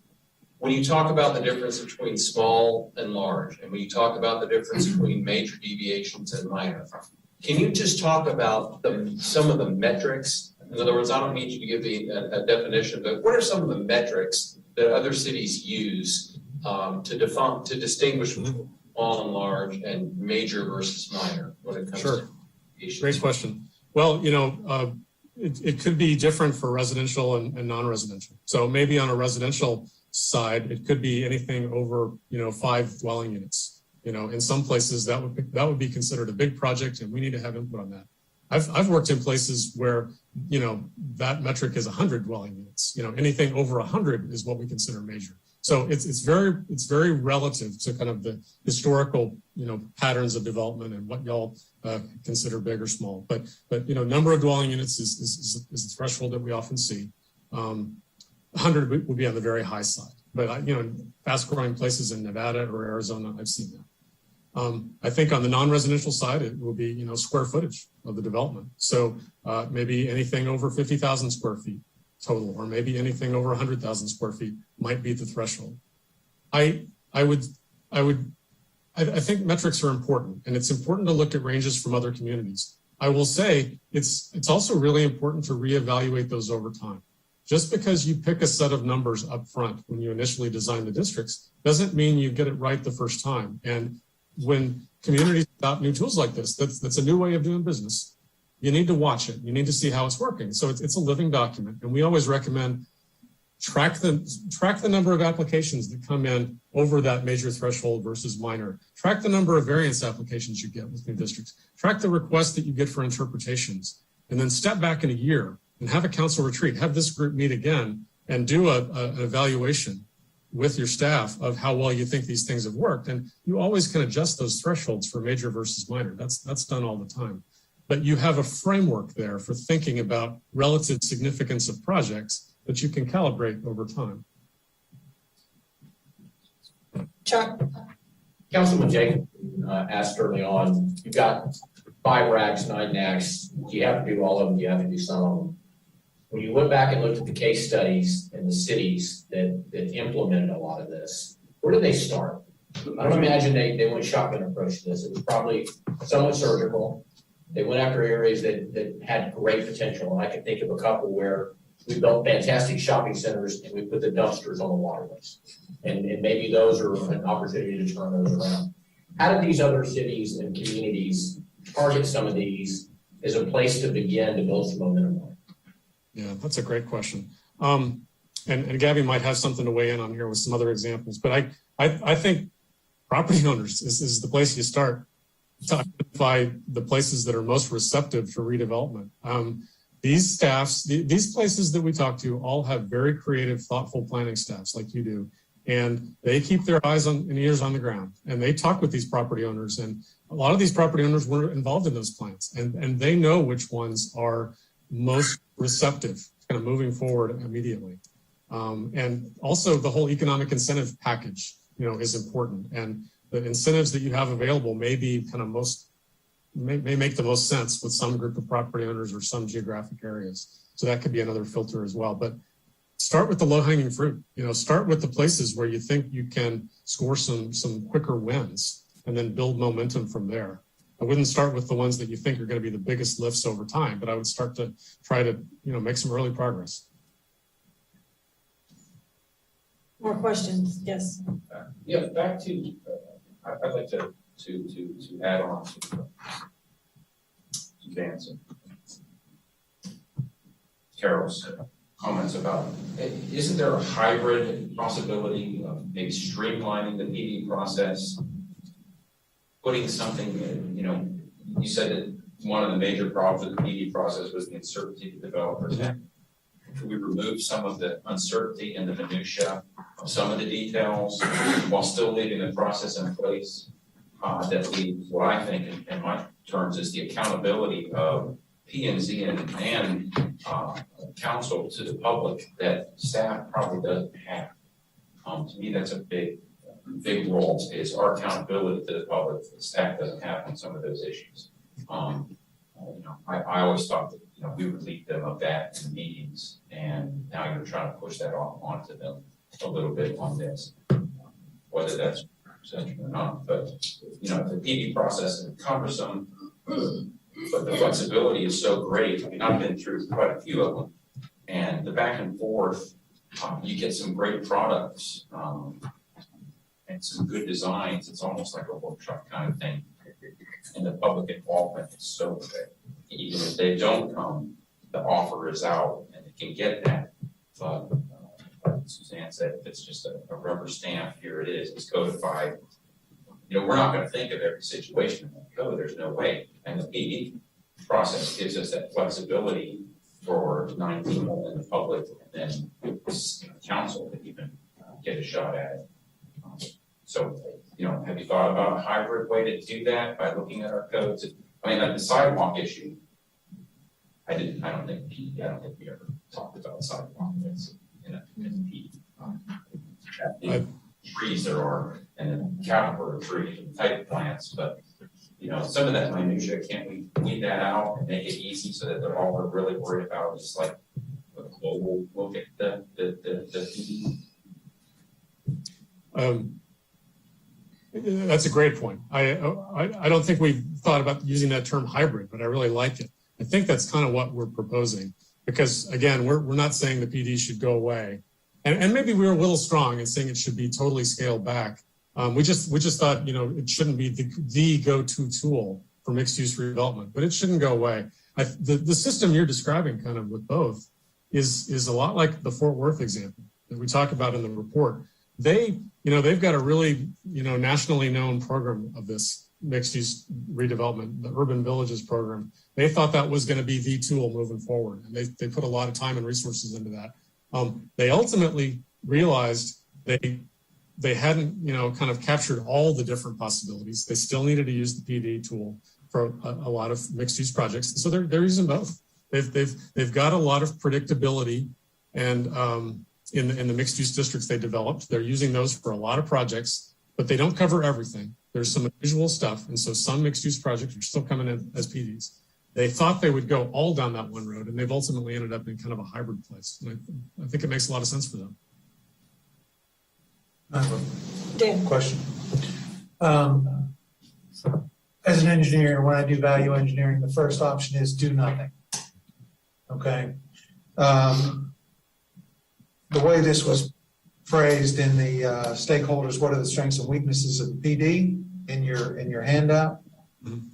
It's pretty key the way the sentence was written. Over time, the process has gotten longer and more difficult, with a higher level of detail expected earlier in the process. I submit that we're not going to get that many more PDs going down the road because we just don't have that, maybe track 5. And B, we could easily revisit the rules and regs and procedure to the current P&Z and take a fresh look at it and realize our limits. I think the overtime part of that sentence, and I mean no disrespect, was, the strength we had on P&Z up to a few months ago, and the high bar that he set for the developers. I'm talking about Carl Stevens. He would hold them to it. There was no escaping Carl. So that being said, and we're not here really. I mean, it's pretty close to the bottom of the list on steps we're taking and things we're investigating tonight. So I would offer the idea that, it might be a hybrid when we get there and look at it. But for right now, it might be fair to just say, leave it alone and maybe invite us to realize our limits again as P&Z. And maybe we implement much more quickly, just because, that level of scrutiny and talent and knowledge is absent now. And I mean, no disrespect to the current members or anything. It's just none of us have been 50 years in the land development business, so we don't have his perspective. So I would submit that we kind of table that part of it, just my take.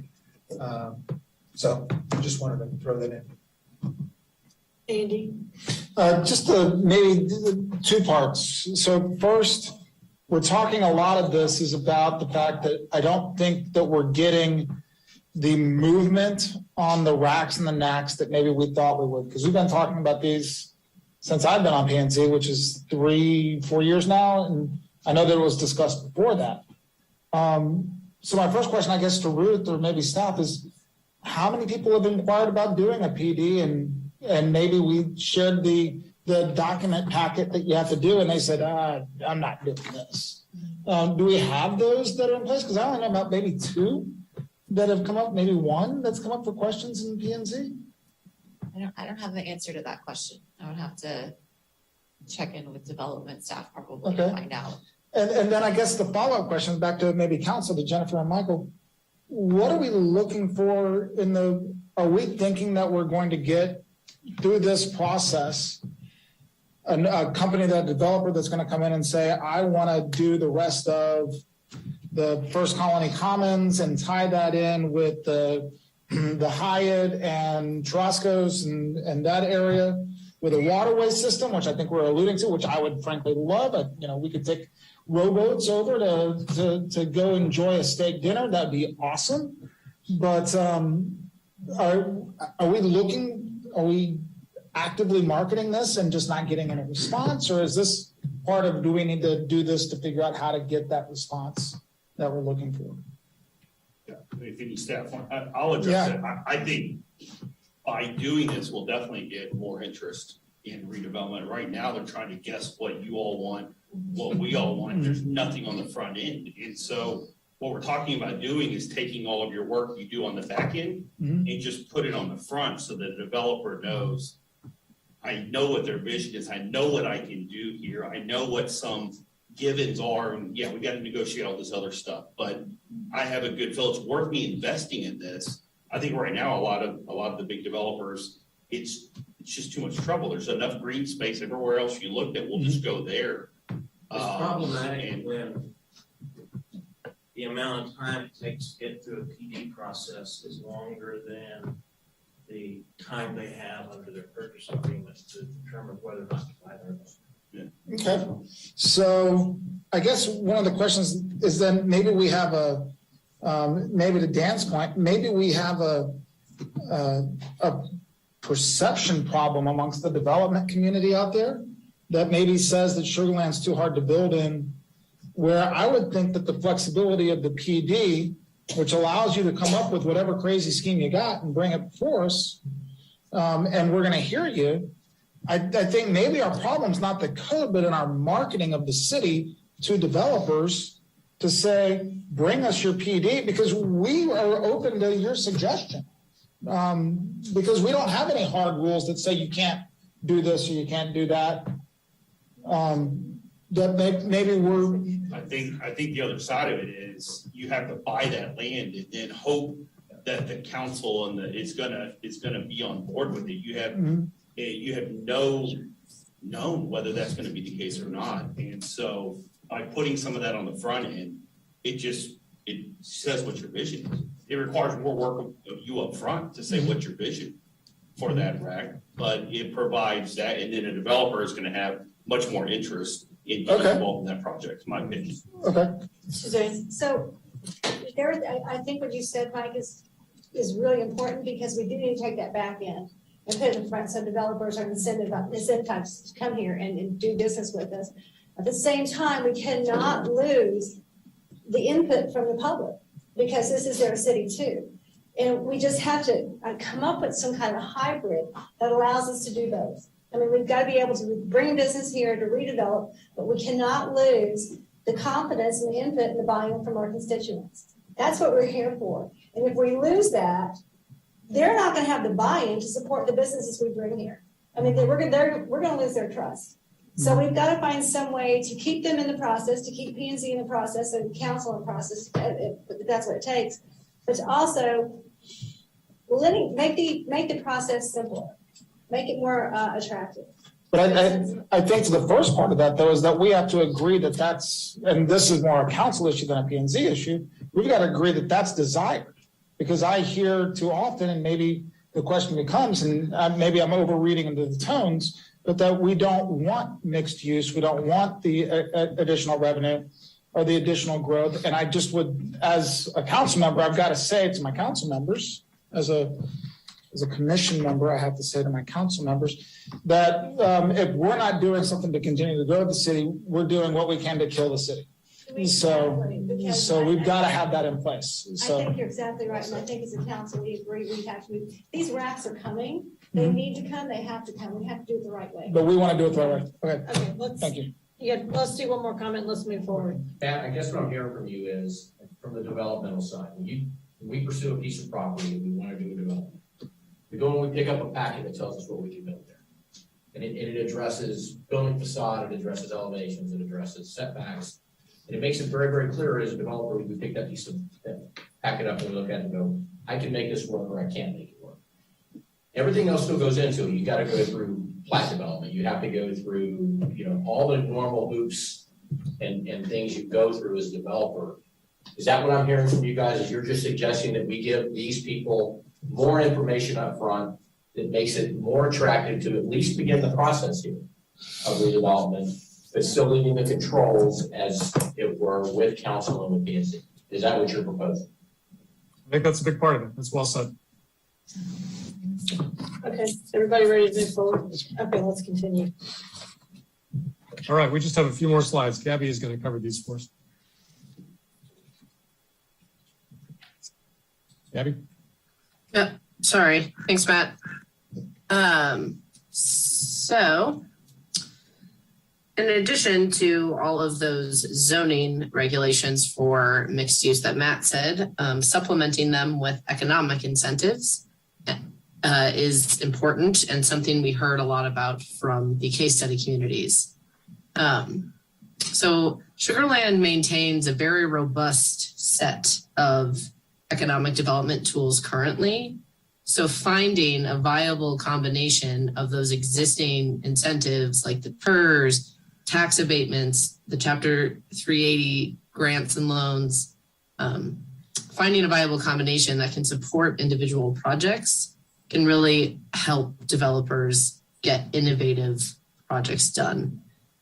Something else to consider would be development review fee waivers and reductions, just on a case-by-case basis.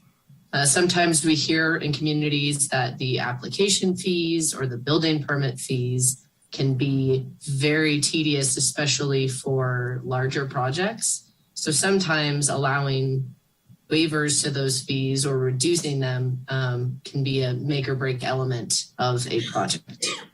Next slide.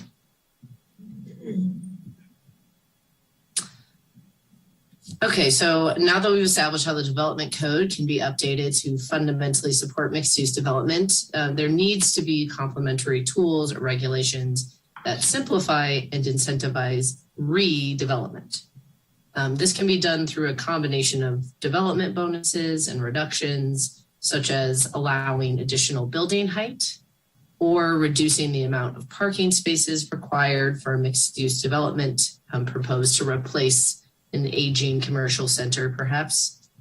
We heard a lot about the length of time spent on the review and revision of development applications. So expediting some of those less intensive development review applications could address that issue.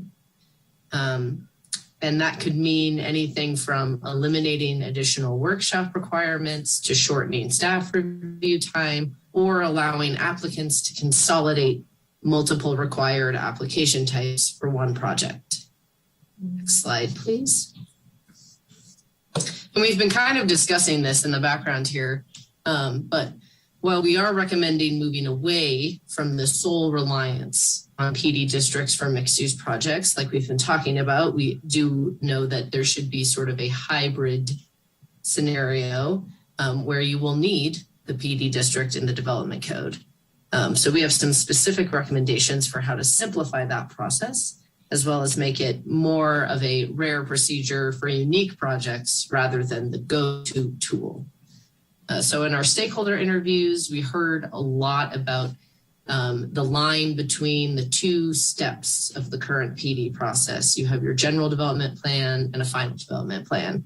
And we heard that that line is getting a little blurry. Too much detail is required up front. So there's some opportunity to take a step back, look at the level of detail being required for each of those, and reaffirm the submittal, the workshop, and other meeting requirements that you want for each of those. We also heard that amending approved PDs can be just as time consuming as the original approval. So we recommend considering some targeted amendments that would expand the scope of changes that can be made administratively to either a general or a final development plan. Similarly, we recommend creating a streamlined process for projects that may require an amendment to multiple prior approval types to avoid overly lengthy and redundant review process for staff. And in order to lessen the reliance on PDs, we recommend limiting when that process can be used and reserving it for unusual or very large projects and requiring public benefits to the community in exchange for the opportunity to submit a development proposal outside of the standard zoning district procedures with that extra flexibility. Next slide. And this embrace a balanced approach, this is talking about within the PD process, but I think we've been talking about that as a whole as well. But the current PD process is still necessary long-term to have for unusual projects that don't fit a standard zoning template and may not be suited for any potential new zoning tools created as part of this process. So the challenge will be to develop that toolbox that has a variety of tools that work for projects for different scales and with different levels of compatibility with the land use plan.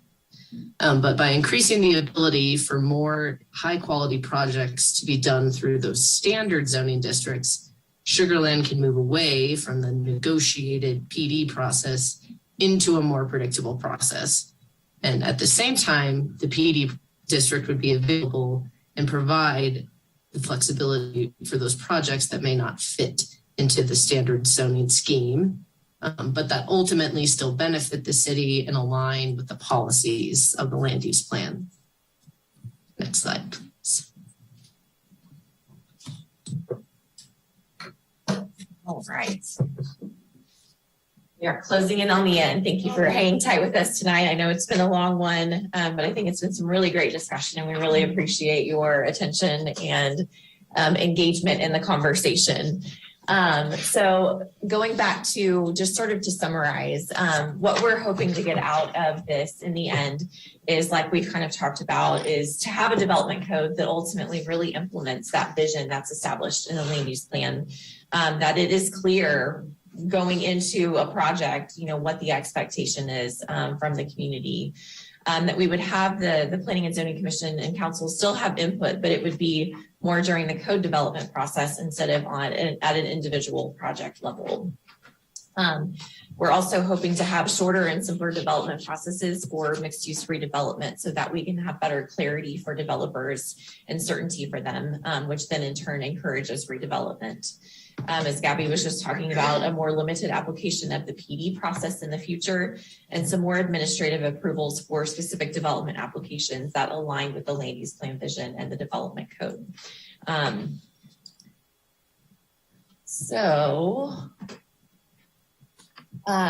We've already been doing a lot of discussion. And so I don't know if we want to open it kind of one last time for any final thoughts. I see some shaking heads saying, no, we're done. I think we do want to get your kind of general direction though going forward, because the next step is to implement recommendations going forward. And so I think what I sort of heard from at least several people. And so I'd like to kind of get clarity on if this is the direction that we should go, is to maybe try and find a hybrid approach where we are maybe substantially defining the elements of the mixed use districts, but maybe there's some particular elements of specific projects that come forward. Maybe we can evaluate if there is a way to do that, where there's a way to still streamline the process, where you still have certainty for developers up front, but also ability for the public and council to weigh in on specific projects. It's kind of what I heard. I don't know if Stuart? Okay, seeing as how, I think the choice is to either A, do nothing, or B, proceed on tippy toes with a hybrid approach. I think that is the way to go. I think that's what we're all thinking. The beauty of that is that we can input at each step. I presume that we'll have workshops throughout the coming year or two on this whole process as it develops. So that's what I heard. Carol, now I heard earlier that the mixed-use zoning districts would still go through P&Z and council, but then on your slide just before this, you said that P&Z, it seemed to imply that P&Z and council would not have approval of individual projects. So that's what I'm still getting. Well, we still need to define what it's going to look like for us. I mean, frankly, we don't know what it looks like for us in the end. I mean, we still need to establish as a community what that expectation is. With a standard zoning district, when an office building comes in and they comply with the district standards as it is in place, they submit a site plan and staff approves that administratively. That's not something that that has to go through Planning and Zoning Commission and Council. If a property were zoned mixed, they would have to go through a process to become mixed use zoning district, which does require public hearing at Planning and Zoning Commission with a recommendation to the City Council, a public hearing at City Council, and a first and second reading of ordinances.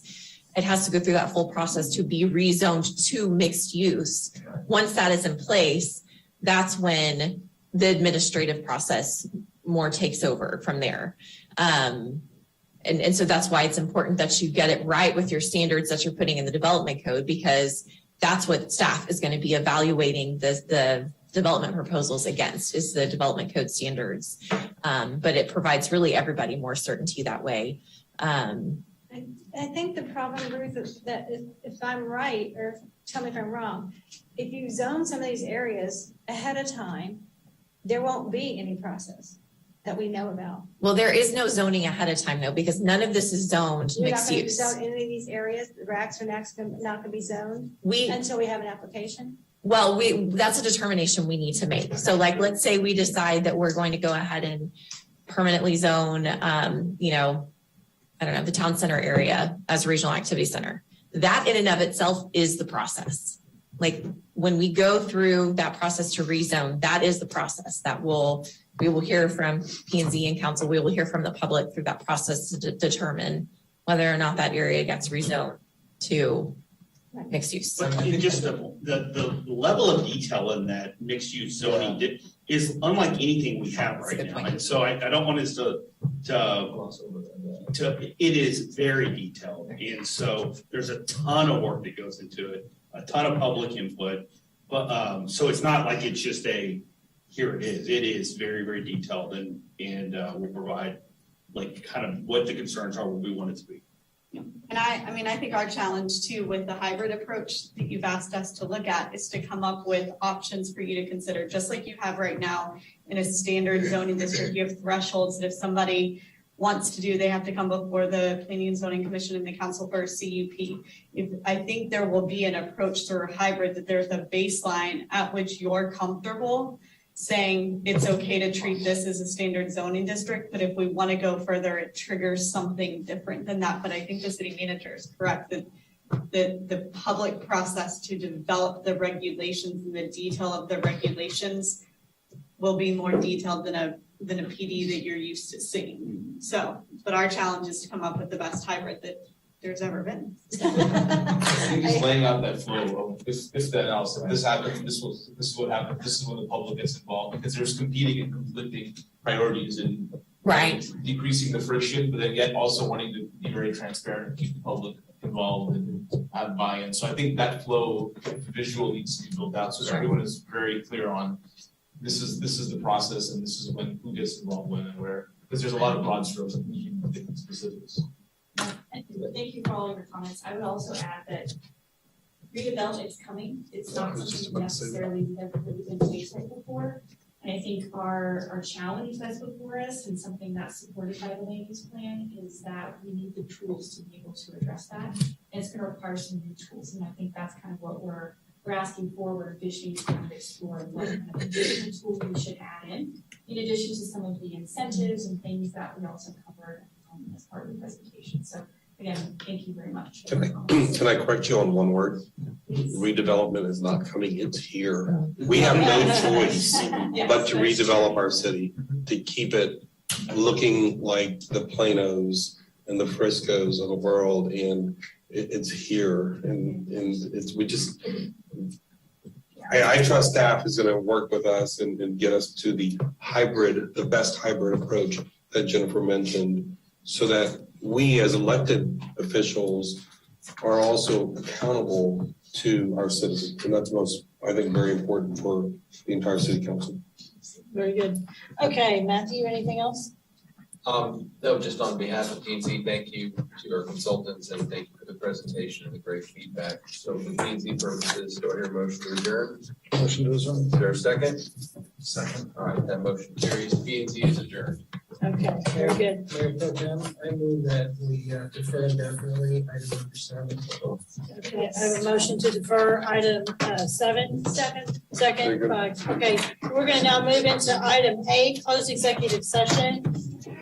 Closed executive session is authorized by Chapter 551 Texas Government Code in accordance with Section 551 personnel matters.